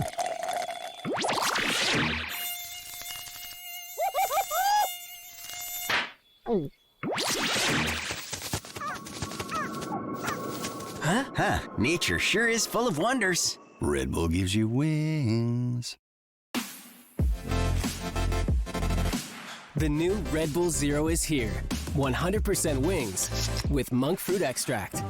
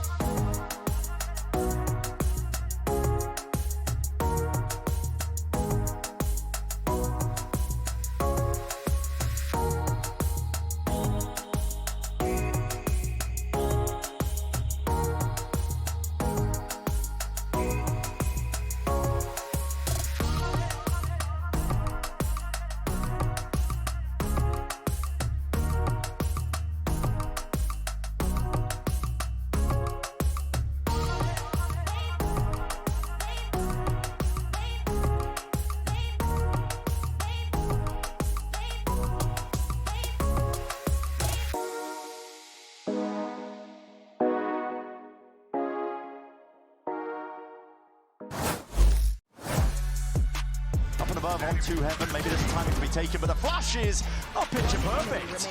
Everybody blinded up. So they are taken down one by one. The flash comes through. Bustio capitalizes on 2 more. It's a statement map for Sentinels. On their map, pick of Pearl and Kaplan. Something that we saw during Bangkok and after Bangkok on those blocks was a little bit of frustration for the team, the things that the team was doing or not doing. So how do you make sure that everything is fixed for the stage 1 to make sure you make it to the end? Yeah, I mean, it all started with just taking a break after Bangkok, and we've really emphasized both letting our frustrations out more directly to each other, makes us a closer team, but also knowing how to be a little bit more patient, right? You know, we're a new team. We got second in kickoff. We should be proud of where we're at. We should realize it takes time and go a little easy on ourselves, not forget to enjoy it. And I think that the gameplay benefits of that are already shown so far. And the Sentinels fans were absolutely enjoying that map. Thank you so much. Good luck. Thank you. And Sentinels continue their winning ways in this rivalry against 100 Thieves. They're up 1-0 right now in this series. And dare I say, pretty dominating performance. 13-5 on Pearl. GB here along with Bren and Wyatt. And yeah, I mean, Wyatt, this was... Look, you guys were selling me on 100 Thieves, and I'm still on board. I'm still on board. I'm not off of the train yet, but what happened? Don't get rid of the dividends just yet. Okay? When you're taking a look at the map pool, I don't want to exaggerate and say that this was necessarily must win for the series for SEN, but there was a lot of importance on Pearl because when we go to Haven next, it was a map that they were banning in kickoff. Then they finally had to play because they were in a BO5 against G2, looked lost. Then they played it once at Bangkok. Couldn't beat DRX on that map. So I think Pearl was very important for them to win, and they didn't just win, they completely dominated 100 Thieves. I mean, showcasing everything that the coach and the players have kind of been talking about that they needed to work on off the back of Bangkok. And Kaplan said it there in the interview about, you know, just remembering to have fun in the moment, not take it too seriously if the going gets rough for them. I think there's nothing that indicates that better than winning the pistol, immediately losing it, and not just letting that kind of crumble. And this was so stupid. Yeah, take control. This was a silly moment. Stupid. He messed up the razor vine trying to throw it onto the spike, but it actually worked out perfectly because Cryo had to push into him. Zelsis was a menace on the Vice. He has really taken to this agent after a little bit of a slow start in kickoff, but now it's looking like one of the best Vice players in the world. He consistently is top fragging for the team when he's playing the Sentinel role. Yeah, it's massive that Zelsis has found himself an agent that he most certainly can make himself at home with here, but really did not expect that. Now, can he keep that going in the rest of the series here? And potentially, honestly. The thing that I was really impressed with, other than obviously Zelsis' individual performance, was that the one thing I highlighted about 100 Thieves having really good preset ideas on like pistol rounds, bonus rounds, if they get that conversion going. Now, 100 Thieves had a really cool idea where they were like fighting B main on the opening pistol. They were like deep pushed up with a multitude of players, and SEN were able to just navigate all of these really tricky, chaotic situations over and over again. They were not doing it at Bangkok. Nats was just running a mockery over them, man. I mean, he was like in the walls against them on bind. That was their last moment at Bangkok, and they were suffering from communication problems. You could see it made manifest in the way that they weren't clearing corners. They were not communicating properly. Yeah. This time, that was a very chaotic first half of VALORANT that we witnessed between these two teams, but Sentinels navigated it really, really well. I think they didn't get pulled into the chaos and get, you know, let lost and loose, I think, just not making sure that they had a handle in the moments when it was really getting messy. I think some of the numbers prove that point, are a testament to thriving in the chaos. Despite winning 13-5, 100 Thieves actually had 9 first kills. They converted several rounds where they were down a man like that. Really impressive, and it was in scrappy situations that they were able to pull those, you know, advantages 100 Thieves had back, evening things up. Oh yeah, without a doubt. But let's go ahead and hear what Coach Zix has to say as we get ready for map 2. I'm here with Coach Zix ahead of that second map that we're going to see your map pick up Haven. And this first map doesn't go your way, but what are some of the things that you're telling the team to make sure that you win your map pick? And what can we expect from Haven? Can you tell us? I mean, to be honest, like, it's easy to look at that and kind of feel like we got steamrolled given the score, but I think the reality of the situation was, I mean, if you're watching the game, you kind of saw, like, we found so many man advantages throughout, like, the entire defensive half. And to me, that is definitely a good sign. Like, even though we ended up losing a lot of the rounds and didn't end up converting, it's really important that you are a proactive team, that you're able to find advantages. A lot of it for us is just making sure that we kind of clean it up and make sure that we're able to close. I definitely think, Haven's not one of the maps that they really like to play. I think they're 1-4 over the course of this year. So we're definitely feeling confident, and we're not really like shaken at all, even though it was 13-5. I really do want to see that third map, so best of luck. Thank you. Guys, we're gosh darn geniuses. We literally said the same thing. We were saying the same thing. They were winning those rounds. It actually is pretty big, though, right? Coach Zix saying that. He's like, hey, I was taking a positive. I'm extracting a positive from this result. He seemed genuinely very positive. That was not, inauthentic. No. It was so close. Only a few battles could have went our way. To map 2. No, he actually seemed like, no, there's some positive takeaways, and now we're going on to the map where SEN have been historically pretty poor, and we can get back to 1-1, take this thing to split. There's a real chance, though, that that's a potential trap, though, that Sentinels have just kind of laid out open. That's what I keep thinking here. It's been a long time since they last played Haven, and yes, they were bad at it, and they didn't really know what compositions they wanted to run. That is true. But they've had a long time to prep and cook on it. Yeah. I think it's dangerous to expect like the same old that you were watching from Sentinels in Kickoff and Bangkok and expecting the same kind of value. And yes, there's only so much you can do with the time that you have, but it was a weak spot for Sentinels. They knew it was a weak spot. They were 100% going to be working on it once they got back from Bangkok. So the fact that we're going into Haven now and he's still got that some level of confidence, you need hope still, right? You can't just be thinking, oh man, it's all going to go wrong for us. But genuinely, there's a chance here that Sentinels have just kind of laid out the trap and 100 Thieves have walked straight into it. You convinced me. Yeah. Okay. You were too easily convinced. What do you mean? You're too easily swayed. What? I've been steadfast in the most horrendous takes at the beginning of stage 1. No one has swayed me off of getting every single prediction horrendously correct. Dare I say diabolical, Wyatt, huh? Listen. You can never say I'm not a free thinker. The lone 2G predictor. Hey, but you know what? In this case, I'm not free thinking. I'm just going with Brent. I think that's really the point, You're just sheep. Just go and Lemming. I think didn't add that one up, but makes sense to me. You really need to be worried about. I mean, it's one of the glaring weaknesses that Sentinels have, I think, that they realized off the back of Kickoff. It was a map Haven that they were essentially perma-banning. They were never playing it until they were forced to in the finals of Kickoff. And they pulled out a composition where they clearly didn't look good at it. And same story for Bangkok, man. I mean, listen, we got a bit of time here. Zeltis is just making purchases. He's pulling out the credit card details and making all sorts of buys on the free money tournament clients. What do you think SEN intend on playing right now? They could still play the Euro ISO like they were trying to, but just making sure they actually know how to play it. Do you know what I mean? Like, rather than just winging their attack side rounds, if they put some thought into it, the roles match up actually really nicely to play that comp on Haven.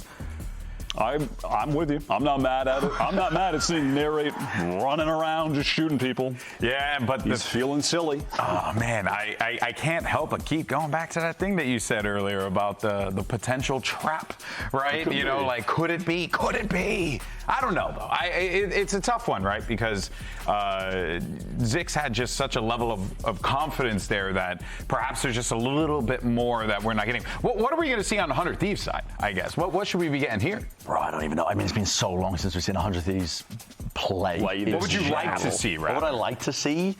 I don't know. Well, for one, Haven is a great time to bring out once more the stuff that I was kind of detailing that they were really good at on splits to try and get those opening advantages. What I want to see them fix from that first map is actually converting the first kills they're getting into round wins. Because letting them slip, as much as Zeke was talking about positives and being like, well, we got the mode, we're getting all the first kills. If you're not converting it when you're in a 5v4, that is an even wider problem, I think, in itself, that you need to start correcting into this mid-round. It doesn't matter about your ideas. We know that they're going to be coming in with an absolute Google Doc spreadsheet. Okay, round 1, round 3, here's what the plan is. Round 13, round 15, this is what we're going to do. We know that they're going to be able to convert and get opening kills with their ideas, because that's something that 100 Thieves have always excelled at. But you know, previously I was crediting them because they were able to convert that into round wins. So far in this game, in that first map, I didn't see any evidence of that. They were getting the first kills and it wasn't manifesting in round wins. See all the players getting ready to go. Bro. Well, you're seeing Busio go to the range, so I think that's a good opportunity for us to talk about just a quick delay on that stage, obviously, as you guys can obviously tell. So once we're ready to go, we'll be jumping back in. Why? Yeah. Oh, I was looking something up because you made me think, when was the last time the 100 Thieves actually played Haven? Because I didn't think they played it in Kickoff. And that's correct. The last time they played it off-season against Trust and Plug. That's what I'm saying, bro. That's what I'm saying. That was the one map they won in that BO3, though. They won here. That's a good sign. I'm taking a massive grain of salt with any off-season results as well, because, dude, in my eyes, who the hell knows what we're going to be seeing, man? Who the hell knows? Yeah, anything is possible in Valorant if my time in this game has shown me anything there. But look, folks, Masters Bangkok wasn't all doom and gloom for Sentinels. We actually got an opportunity to catch up with Coach Kaplan and Zekin about their favorite memories of the event. I'd say my favorite memory of Bangkok was our meet and greet. I did not expect the turnout that we got at that meet and greet. There was a ton of people. It was like hours and hours, line out the door, and just the amount of like outgoing, friendly energy people had. It definitely caught me off guard. I thought it was cool. There was a lot of Filipino fans. Like it felt like one in every like maybe 4 or 5 people would come up and be like, "We actually flew in from the Philippines, came to watch."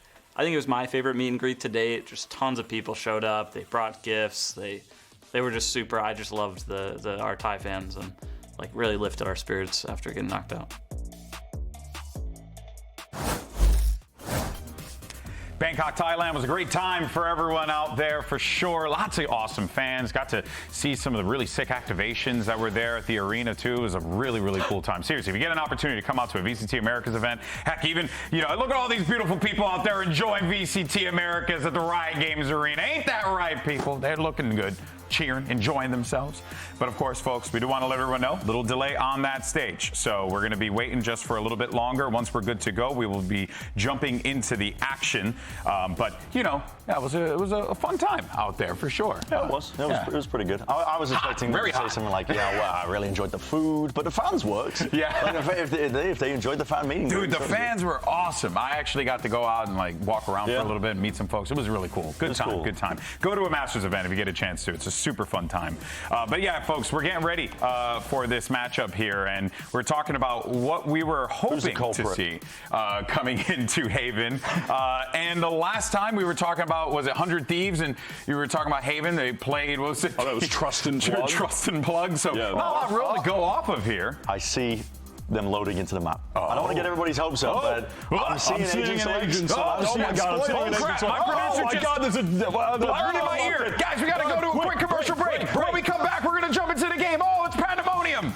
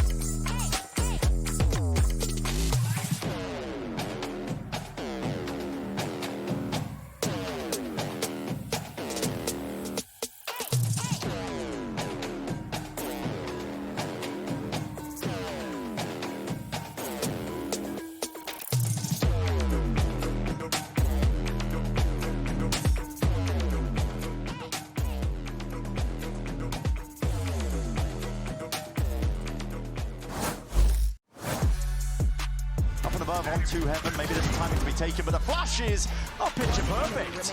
Everybody blinded up. ISO. They are taken down one by one. The flash comes through. Bustio capitalizes on 2 more. Welcome back to VCT Americas. The players are heading into Haven. It is our second map, and 100 Thieves are hoping to get the win so we can head on to Split. Yeah, I have big question marks of what 100 Thieves will be pulling out here on Haven, because as the Des mentioned, they haven't played it since November during the offseason. Yeah. And that's when they came out with a Neon and a Breach. But going into a conversation about Asuna before going into this tournament with Sage Tween, he was mentioning that they've been workshopping a lot of Wele and Tejo during their off time. So yeah. I wonder if there's going to be something new coming out of that in terms of, hey, will we see a bit of Tejo moving through? Will they want to follow the meta a little bit? Or do they want to try to potentially continue the double duelist range that they've been testing out here on the first map that has found success in the past too for other teams? And looks like it is going to be the double duelist instead. So Cryo going into the ISO, so they lose the Breach. So losing the Breach for now will not allow for you to, you know, really set up your Neon into these fast-paced moments where potentially it's the combination now of ISO and the Neon Suns themselves. Because remember, ISO also had a little bit of a buff with the suppress, and I think that's also something that Asuna praises quite well in terms of the agent switches and the agent tweaks that ISO has received in the past. Absolutely. So there might be a good plan here for 100 Thieves around these two agents to still be as aggressive as they want to be. A complete 5 swap from the last thing that they played here. Kind of reminiscent of the older comps 100 Thieves brings in, but you're right, no Breach. It's so interesting to see. Gonna have a lot of freedom of movement once you're getting to the sites and you're just relying on that old school fundamental util of the blinds, the finds, and getting into sight. A little bit of a C work here to start, and a push up on A-Long. Not even a recon at the beginning here on the defensive side. So they want to be way more reactive for 100 Thieves, but they're turtled a little bit too much. Big space. Okay. Potentially was there here for Sentinels to overtake, but Nari just tried to walk in, try to see the Cypher was playing there and got caught. Still on this line. Asuna is going to be able to tell the crossover, and they're seen. And just a slow lean, not even too much rotation too. 100 Thieves realizes anything is possible still. And you can see the insert here coming in from Zelsis to get the audio cues. Yeah, right now Zelsis, as you mentioned, just with the camera too to look back. If anybody's going to try to move down towards sewers. And he's in a safe spot where he could actually take care of like a lurk or a flank in the in the later round. But after breaking this camera here, it's going to be difficult for him to fall back. The rest of Sentinels though still able to walk in, but stopped by Cryo. Oh, saved! The teamwork coming up huge there. Zelsis will find one, but he's got 4 standing in his way, and the spike is very far away. Yeah, he had a nice clutch on the first map, but this time at half HP and no razor vines will be a little bit more difficult. No hard feelings. Oh. Gets taken out, taking the picture on the second one. 3 for Cryo on the ISO. Already a change for him. I love the crowd that also has the copium hour. He gets a second kill ace? Maybe? You got to give the energy. You got to build the hype. Exactly, but now it's just a lot of walk contact that happened in that pistol round here. 400 Thieves, but, or sorry, 4 Sentinels, but it doesn't seem like they were ready for the positioning out from 100 Thieves. We're at the very start here. Xander was playing out in the open towards that C site. Caught one off guard, but at least from this pistol, Sentinels knows a little bit of the initial setups that 100 Thieves may be exploring. And in this round, we talk about that double duelist pressure that is available. Oh, the push down from EU as well, and here's the contact fight. The TP, the chaos. Oh, Cryo in a bad spot here. Gets the quick shield up, and the push from EU is going to be huge. They clean up the rest of Sentinels just along the choke of A-Long, and that's a quick second round here. Asuna, the only one falling. The reaction and confidence from EU to move up towards sewers after to save the round for 100 Thieves was huge. Because especially that, the TP broke the crosshair placement, a huge selfless play on the side of Bang, just so that they could take down Asuna. But as soon as they push forward... Oh my god, I have a stinger! I got 4 kills with it. But yeah, at least whenever they caught Asuna down, thankfully here, Kraus still had the double tap in the shield to save him. Now in this round though, as you have somewhat of a bonus for 100 Thieves, are walking down again. Another one of those moments where it's a great read. Oh, that stun is gigantic. The follow-up there from everybody, and nothing Sentinels can do on their bonus round. What an anti-bonus. And such strong rifling coming out from 100 Thieves in the very beginning. The upgrade for free, a couple of them as well. And the last two, thankfully, at least a spike is dropped towards the spawn. You wait off the clock. You're trying to see if anybody overextends. You might have a chance to turn it back into your favor. They've done this before on a 2 versus 4 on Pearl. But this time, 100 Thieves are making sure here that they're playing a cleaner round where they don't have initiators to find utility. You're playing more passively and watching angles and then now using the drone to clear up towards middle. They haven't seen anything yet, and it might be a tell now that the last two players of Sentinels are pretty much going to save their weapons going into the next round. So a nice little look at the very beginning here from the Thieves to continue to surprise their opponents in these rush moments. I think it's something we missed from the first map with 100 Thieves is the double duelist wasn't ever really able to double duel. They were just kind of sitting back. They were playing defensive duelist the whole time. Yeah. Here they seem so much more activated on Haven already. And it's closing the gap, too. I think that's the other layer that's being added by 100 Thieves, and I like that. I mean, you've heard the conversation from Zix and Dan Dryde in between the maps. Even though they've got smashed 13 of 5 on Pearl, they're still quite confident in the results here, and that's also oozing the discussions that EU even had on their own podcast for 100 Thieves, who was saying, look, we're not results-oriented. There's moments where we're going to win against Sentinels or we lose against Sentinels, get dropped into the lower brackets of Kickoff, but we're still going to be very confident playing against Energy because we know what we have to fix right away. Right. So technically, right now, it looks like they fixed a few things right away in between the maps, and they're able to have a strong start here on the defense, coming out again with a slightly new comp. It's pretty easy to identify. It's like, does it not work or did we play it wrong? He's like, no, we played it. We played it wrong. Yeah. We're fine. Yeah. Just do this, and we'll be right as rain. 6-1 for EU, 4-0 Cryo. Really great kills across the board as all start to come online. And now we're juggling their hero rifles over to the double duelists here on the side of Sentinels. Zekin and Nari working together down toward Luxie again! The same strategy, and they fall right into it. EU's been firing the Hunter's Fury from spawn, and this one is done. Round 4 goes to 100 Thieves. We had to wait 50 seconds for a 5-second round. Continuing with the Hunter's Fury and a beautiful recon dart as well to capitalize on the thrashing that 100 Thieves just delivered there to Sentinels pushing down that area. Dude, don't tell me they're going to do it a third time. Why not? I mean, it's unstoppable. You just blow that relay bolt, and that's at least your alt orb every time, so Sen can't get that. The thing is also once they push down and maybe there's no pressure and you see something from middle, maybe Crow can start a gulag, right? Because he has the kill contract to work with. That could maybe isolate an early 4v4. It's a wall contact instead for 100 Thieves, so they don't want to give this tell that they've actually pushed down C for a third time, inserting Austin in a great spot. And Sentinels is saying, we'll take the right side of the map. We don't want any of that. Still going to be a little bit of an adventure, though, for Zelsis.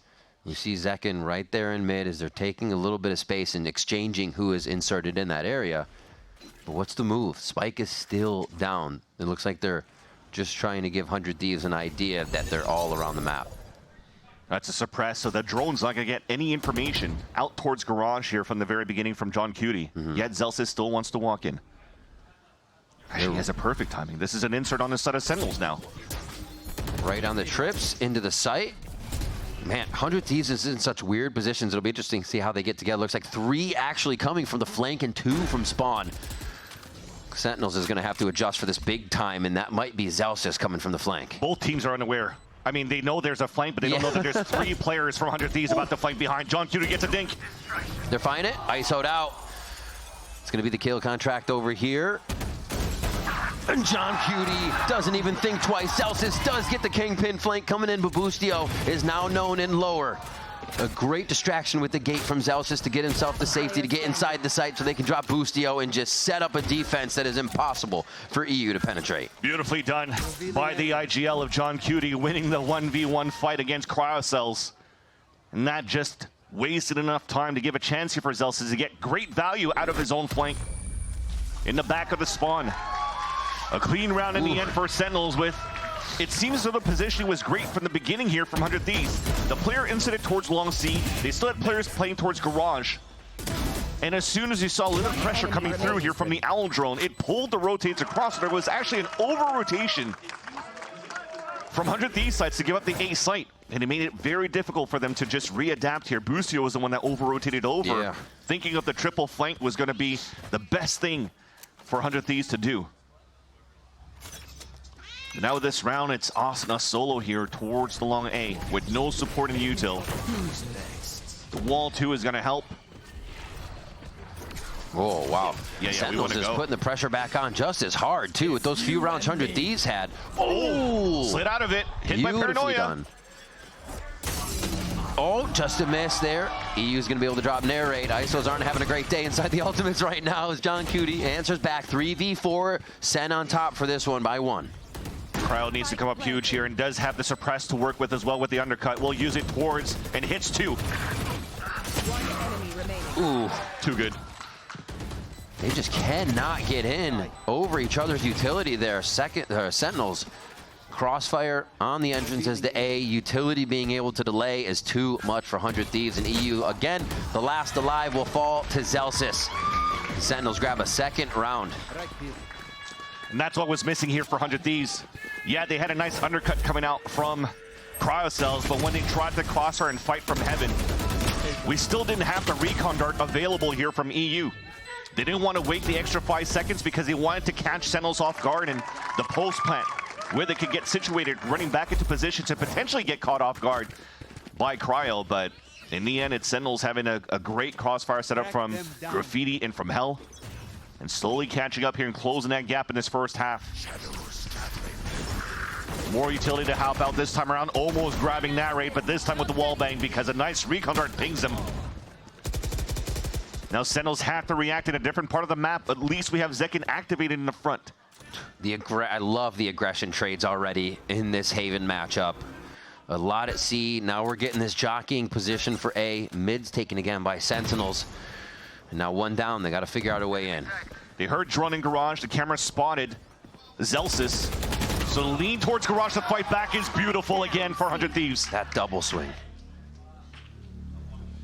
But Zelsis one more time has made his way through the enemy line of defense. Yeah, he's losing players in the process, but this is a big fight now that he could win. Last player standing. So quick on the shots. 100 Thieves knowing their numbers up, able to play these back angles far away from the enemies of Sentinels, far away from the trades that they could have, and it is 100 Thieves slowing down that pressure Sentinels just brought in and taking a round for themselves. Now 5-2 on the scoreboard. Found them. It's not too bad so far as you're looking from the style here of 100 Thieves. Enemy remaining. They're going for the right click to push the wall a little bit more slowly towards the very beginning here, so they're actually timing that decently well with how aggressive Asuna could be by high gearing up towards the long A side. So instead of going for the fast wall, and the timing is a little bit off for the players that want to follow behind that wall, I like the idea of that. But there was still a gap that Asuna was able to overtake here and overcome. And now the timeout might be an opportunity for them to figure out the right way here to really stop Asuna in his tracks, because even for Sentinel's side, they're not playing any type of breach either that could really stun back against Asuna. Right. He's happy to just run by that wall.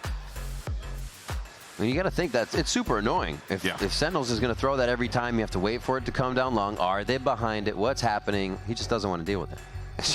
It's too much time. He needs the info right away. And we'll see if he keeps doing it once we get back onto the mini-map, where they're positioned and how aggressive they're going to go. It really hasn't even been too much of the mid-map control anymore. They keep flexing to the extremities, and that's where we're getting these really early fights. All right, the setup. Looks like they will be assisting Asuna once again towards this long A. Have a Hunter's Fury to work with this time around too, that could just blast through the wall and do some damage towards long if Asuna tries to run down again. And so far that high gear is activated. Looks like they will try to go for it. He's itching to get out. No undercut this time around. A high-low. I love the TP on the top here of the bricks.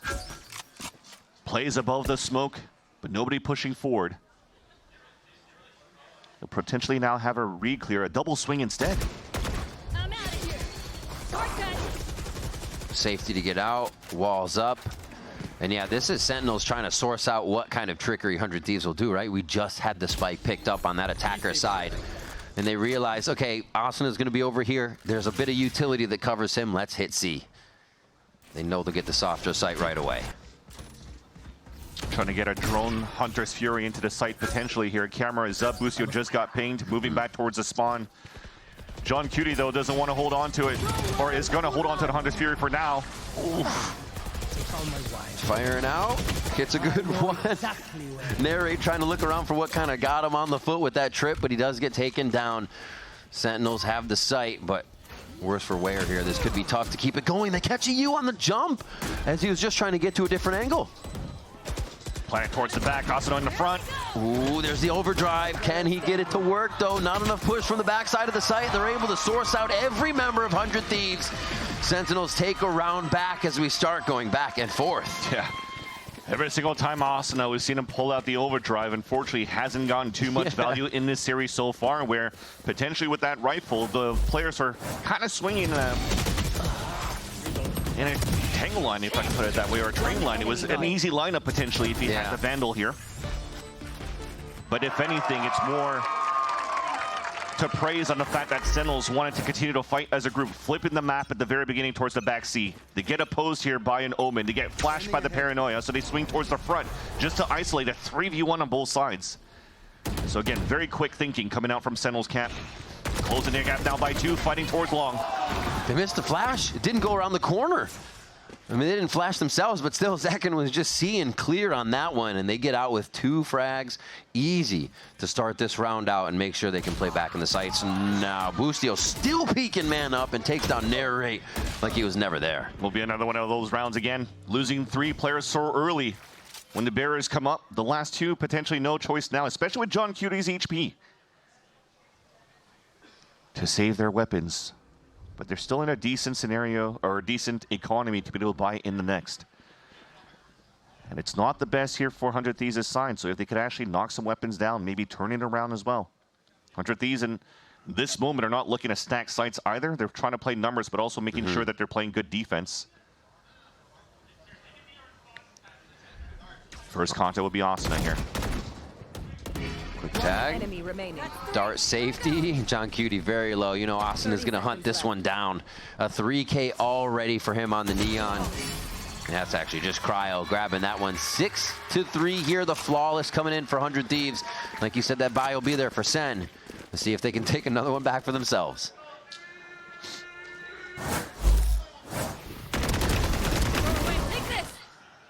Yeah, that seems like it could have been a flash that would have heavily hurt Asuna in that moment and surprised him in that spot. Maybe the best thing he could have gotten was at least a 1-for-1 and a little bit of map space, map control. So the idea was still there on the side of Sentinels. They just need to, unfortunately, throw a different type of flash here to get better control. But for this round now, Sentinels, you were mentioning this buy that they have an ult available for Bang as well. So I want to use a TP back towards the spawn.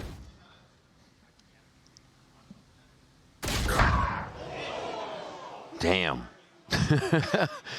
Zakin feeling it on that peak, and we're not expecting the dry peaks right now. There's been so much utility used before everything happening. Easily catching someone on autopilot for a moment there. Oh. Almost getting a nice trade back through that ping as we get a cross-map trade there. B, they're still trying to pressure in. The shield comes up big, and it is not a double tap that Bustio is able to get onto Nere. Asuna might have the timing to take down the spike here. It does so. Spike down mid. Slides out. Look at just creating distraction, getting the kill, playing his life, playing the pressure. You guys forgot something. And yeah, they're just going to ult onto it. It takes way too much to get that achieved now. As the Paranoia comes through, they know exactly where this is coming from. And with the Paranoia hitting the recon dart, now the last 2 players of 100 Thieves have to go in with 0 information. Even maybe walk out through the smoke, and I don't know if they're going to try to go for it. Will be a 3-2-1 swing, but there's still good players to help out here from Sentinel's side. Oh. It's actually the play. They swing back in. They're going to get one. It's not going to be the trade, though. Bang is able to find the 1-2 punch to get that round back. It is Sentinels bringing themselves up to 4. We're looking at almost an even half here if 100 Thieves doesn't get any more. 100 Thieves now have a Hunter's Fury going into the next round. Yeah, this peak was really nice. coming out from Zek to start. And again, positioning very good for Sentinels in the post plant. Bang, who gets the last 2 kills here. Saying that he tweeted out with a victory he had previously in Kickoff against 100 Thieves that picked the right camp to play for. But the Hunter Sphere available for 100 Thieves, they've done a big trap play in the very beginning, fairly aggressive from the start. But this time around, holding it back to be more reactive, and Asuna gets a nice pick. They've been there every time. You have to expect this push. Not giving enough respect to it, and that is going to be where Sentinels pay. He just keeps waiting towards that spawn. He's just waiting for the Hunter's Fury. Beautiful shot by Asuna, but now they're just going to play the numbers. This is nice. If there was some pressure coming back here, Asuna, well, a little bit of an overextension there. You see what he wants, though. He's going to fight more. He was not giving up that position. He is hungry right now. Love seeing this Asuna on the field. Bang as well, though. Picked up 2 big kills in the last round and continues now into round 11 with a great starter at B. Ooh. Just on the other side of the wall is danger. He's going to make it out to teammates, though. The 3v3. 3 outside, 3 inside on B.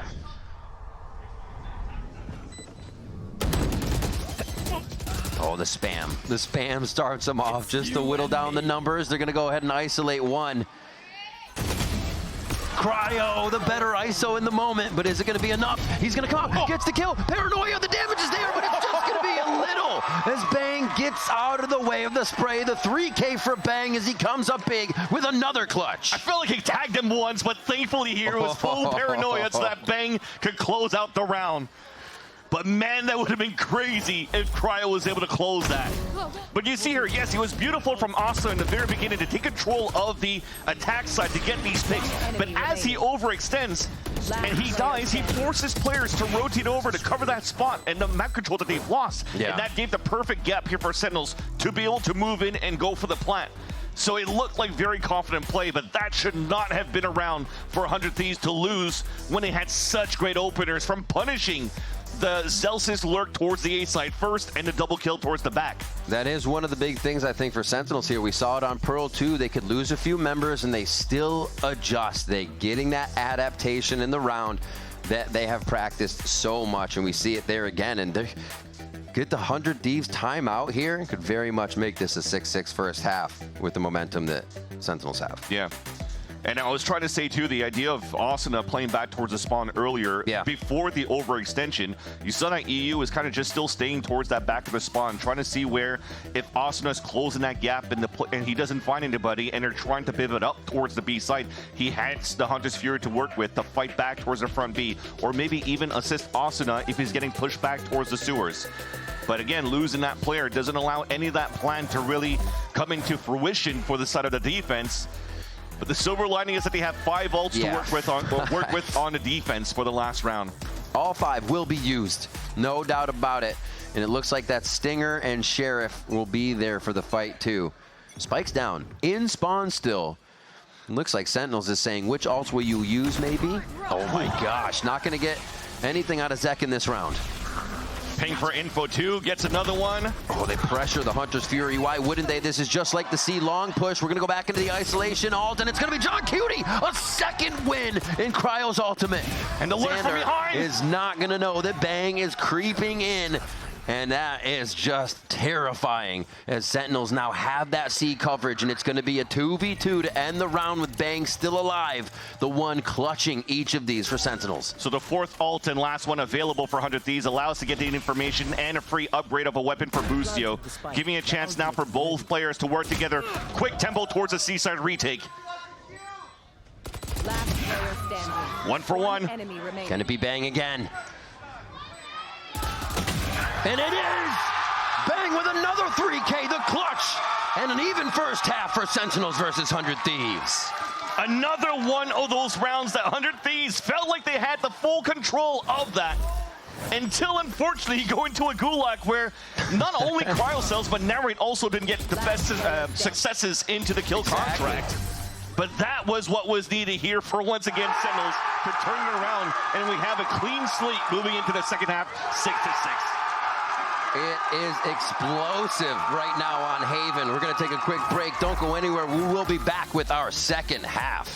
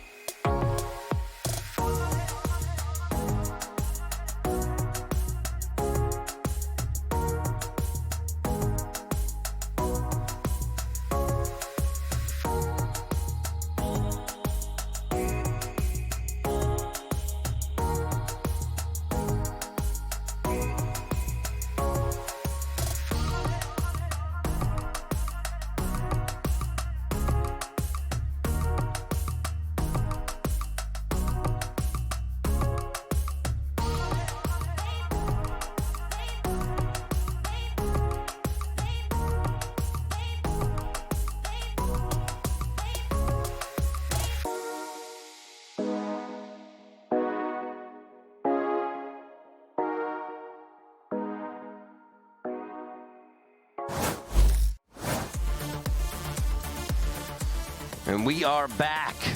I think the players just want to get back into the game after that tied first half here on Haven. Split looking like it could be on the cards here. We got 100 Thieves now on the attack side to see how much of this aggression they'll continue to bring.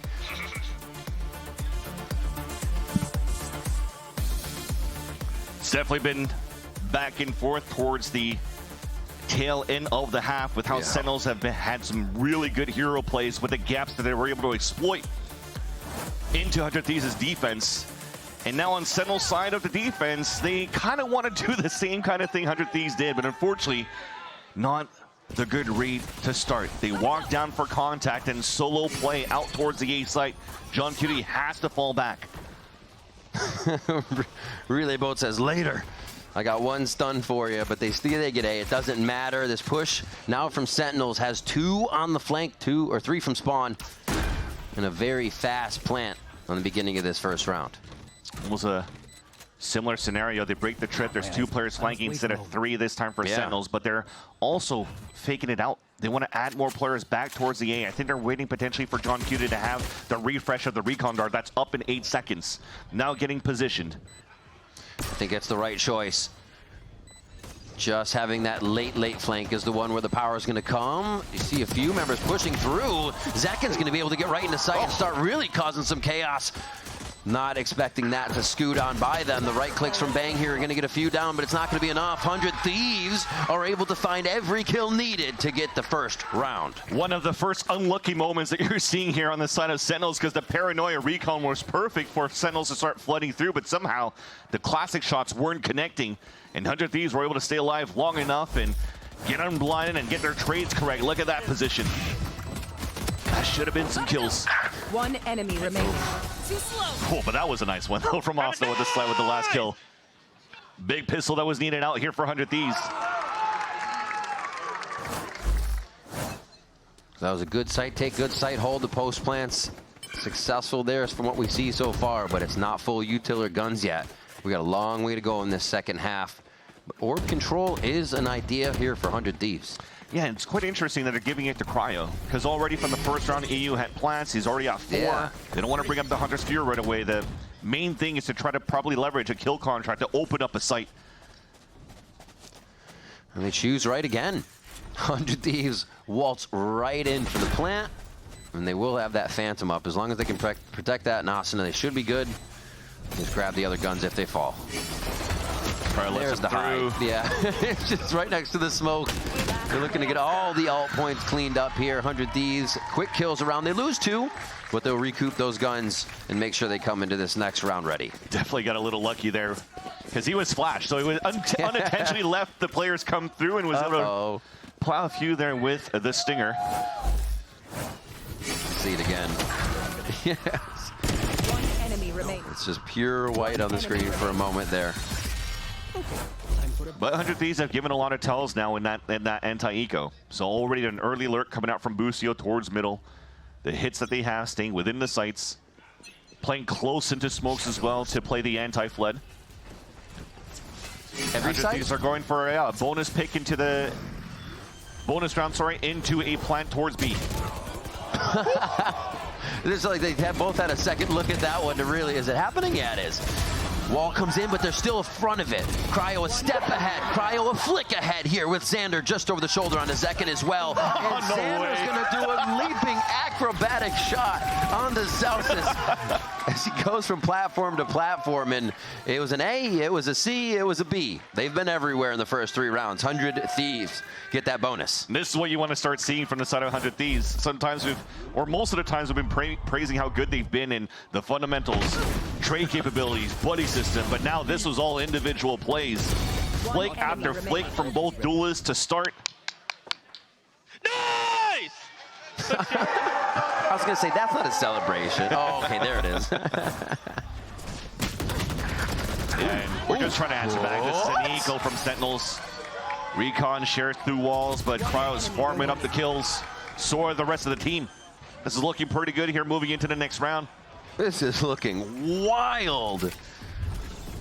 The walls drop for Sentinels, and they're seeing 100 Thieves members just about every round. A search out here for John Cutie for an alt point as he's looking to go down to the spike. But this is kind of what you wanted to see out of Pearl when they got the double duelist side. And we mentioned in the break, we're like, what if 100 Thieves started on attack on that one? Well, at a half, they can start on attack feeling pretty comfortable here. They come out with 4 straight rounds. That's nice. Everybody trying to stay alive as well so that EU can move in towards the back of the spawn and capitalize on that kill and get the Hunter's Fury for the next round. So now that's 2 big ults. When we were just questioning before, how come we didn't give the orb to EU? Well, towards the end, they're able now to cycle 2 big ults here on their attack sides. 400 Thieves. Yo, he pulled out his knife and he was walking towards you guys. Like I said, these guys have the vibes. Never flustered, even though losing at 13-5 on the first map. Yeah. 3 away from taking Haven now. Crazy stuff. We just started the second half, fans. True. A quicker pace back into control of Garage, realizing here that there's no Cypher trips. So potentially a weaker side on the A site. A 4-1 setup is what we currently see here on the minimap for Sentinels on the defense. And by prodding inside Garage and realizing this utility, the counter smokes coming in the very beginning on the side of C. They're reading correctly now to choose to work towards this weak side. But the trips could be good. Depends here if they're able to clear on the side of the attack. If not, Zelsis can maybe get 1 or 2 here from his reposition on top of Heaven. EU on the solo mission to dart and drone the left side. They go for the isolation here. Cryo looking to get the win. Nice damage by Celsius, but it's not going to be enough. Cryo does get the kill. They get A. They have the soft side as Zekin tries to identify and ping for the team what the possible protocol should be. Kill onto Asuna very quick as they enter back into the site. Zekin is unknown as he goes towards long A, but found by EU on that late flank. Oh my gosh, the ping, the hit through the wall. Looks like it's a finish. Pusio gets the sheriff kill on John Cutie, and that is a flawless second half so far for 100 Thieves. Very good read coming out from 100 Thieves. Again, we were just mentioning the what-ifs here. If you could get a couple of kills with the trips from the kill trips of Zelsis right in this moment. But then it's known by 100 Thieves that Cyphers like to play on the top, trying to get those spray kills so to get him into the gulag. And finally, Carousel wins an important 1v1. But I love the little protocols as well.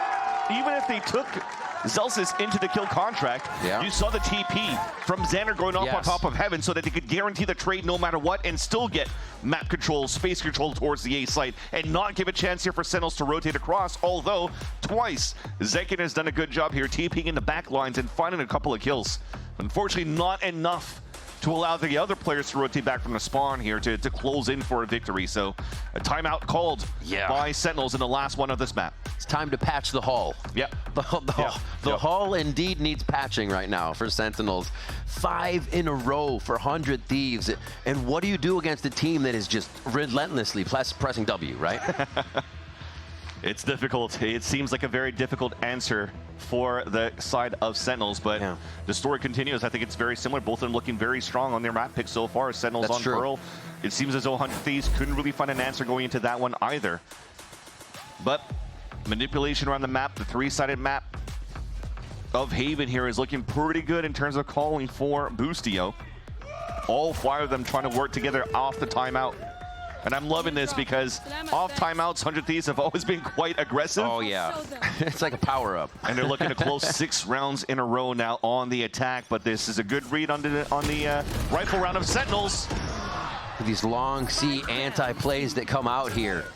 Beautifully executed by the defensive squad. This time, Sentinels very, very strong in their force. They have eyes on the spike, and they should be able to clean this up. The lineup here, Krau's just trying to dance around. Yeah. Can't do any delays. Shock darts across the corner. Doesn't bounce off, actually hits that window, or the doorway. And yeah, the last few kills come in for Sentinels. The timeout is effective. And the long C push is exactly where 100 Thieves was going. Almost felt like the right click allowed for them to swing across to at least pick up the spike. Right. Looks like they really just wanted to try to brute force their way back for 100 Thieves in this scenario where they're at a disadvantage. Beautiful undercut as well. Vulnerable. Nice, boys. Let's go. Bring this shit back. There it is. High fives. Kaplan's like, that was me. That's all we needed to do. Refocus.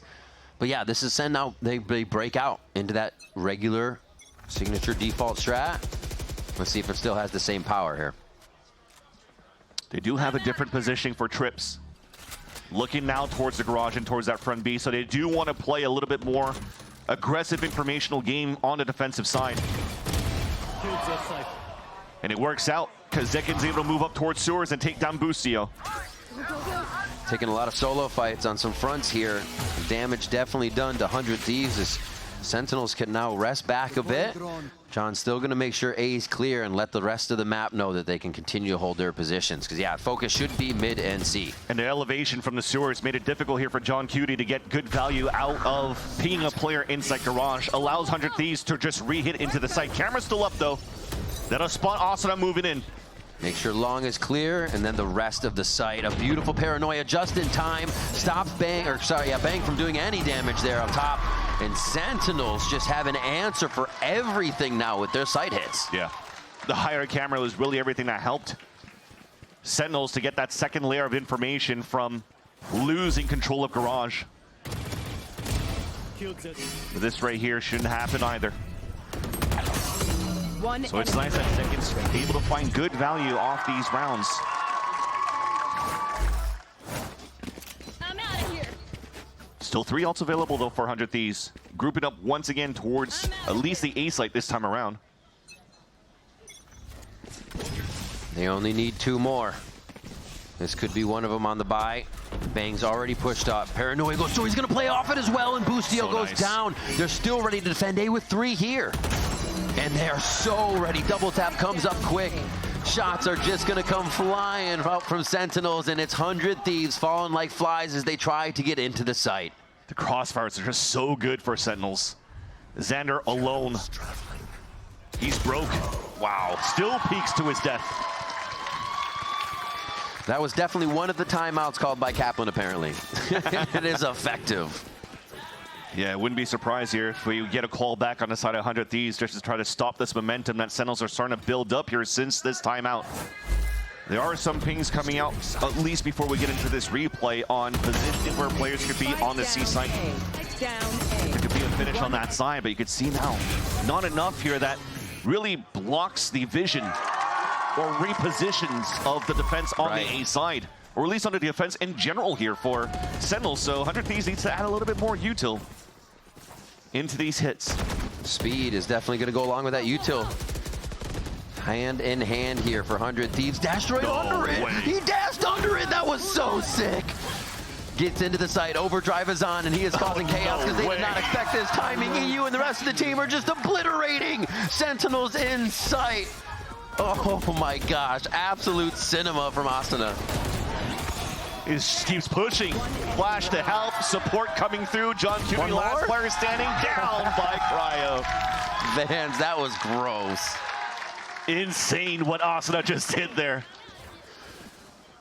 Whew. And we've been waiting for it for a while because they had such good aggression and surprise plays coming out on the attack. He did get hit. He did get hit, but it takes a while before he gets slingshotted back. The undercut also got thrown here that disabled some of that util, so maybe that was the one that allows for him to get that pick. And he shot it so fast it didn't even ping him. I thought he went straight under it. It's just different. Built different. And I'm sure he'll do it again. You gotta imagine Celsius just doesn't even feel protected on those, and you gotta feel protected in the isolation. There's the shot from Cryo. He takes it down. Most important one potentially of this map. Another one falls. Coming in for the kill. Bane's got to drop into the site. He's just trying to do some acrobatics here to bring the team back into this one. This lurk here from Boostio. They're gonna wait for it. It's pinged. They know about this. Zels is watching it. Oh, it's still going to be Boostio this time. Coming around for the shot. They're looking to finalize the map. Zekin staves it off for one more kill, but he's got work to do. He's got ult. Planting the spike. Goes into dimensional drift. And now he just has to be otherworldly. I love that they're sticking together here. He can't get value out of a shorty. There it is.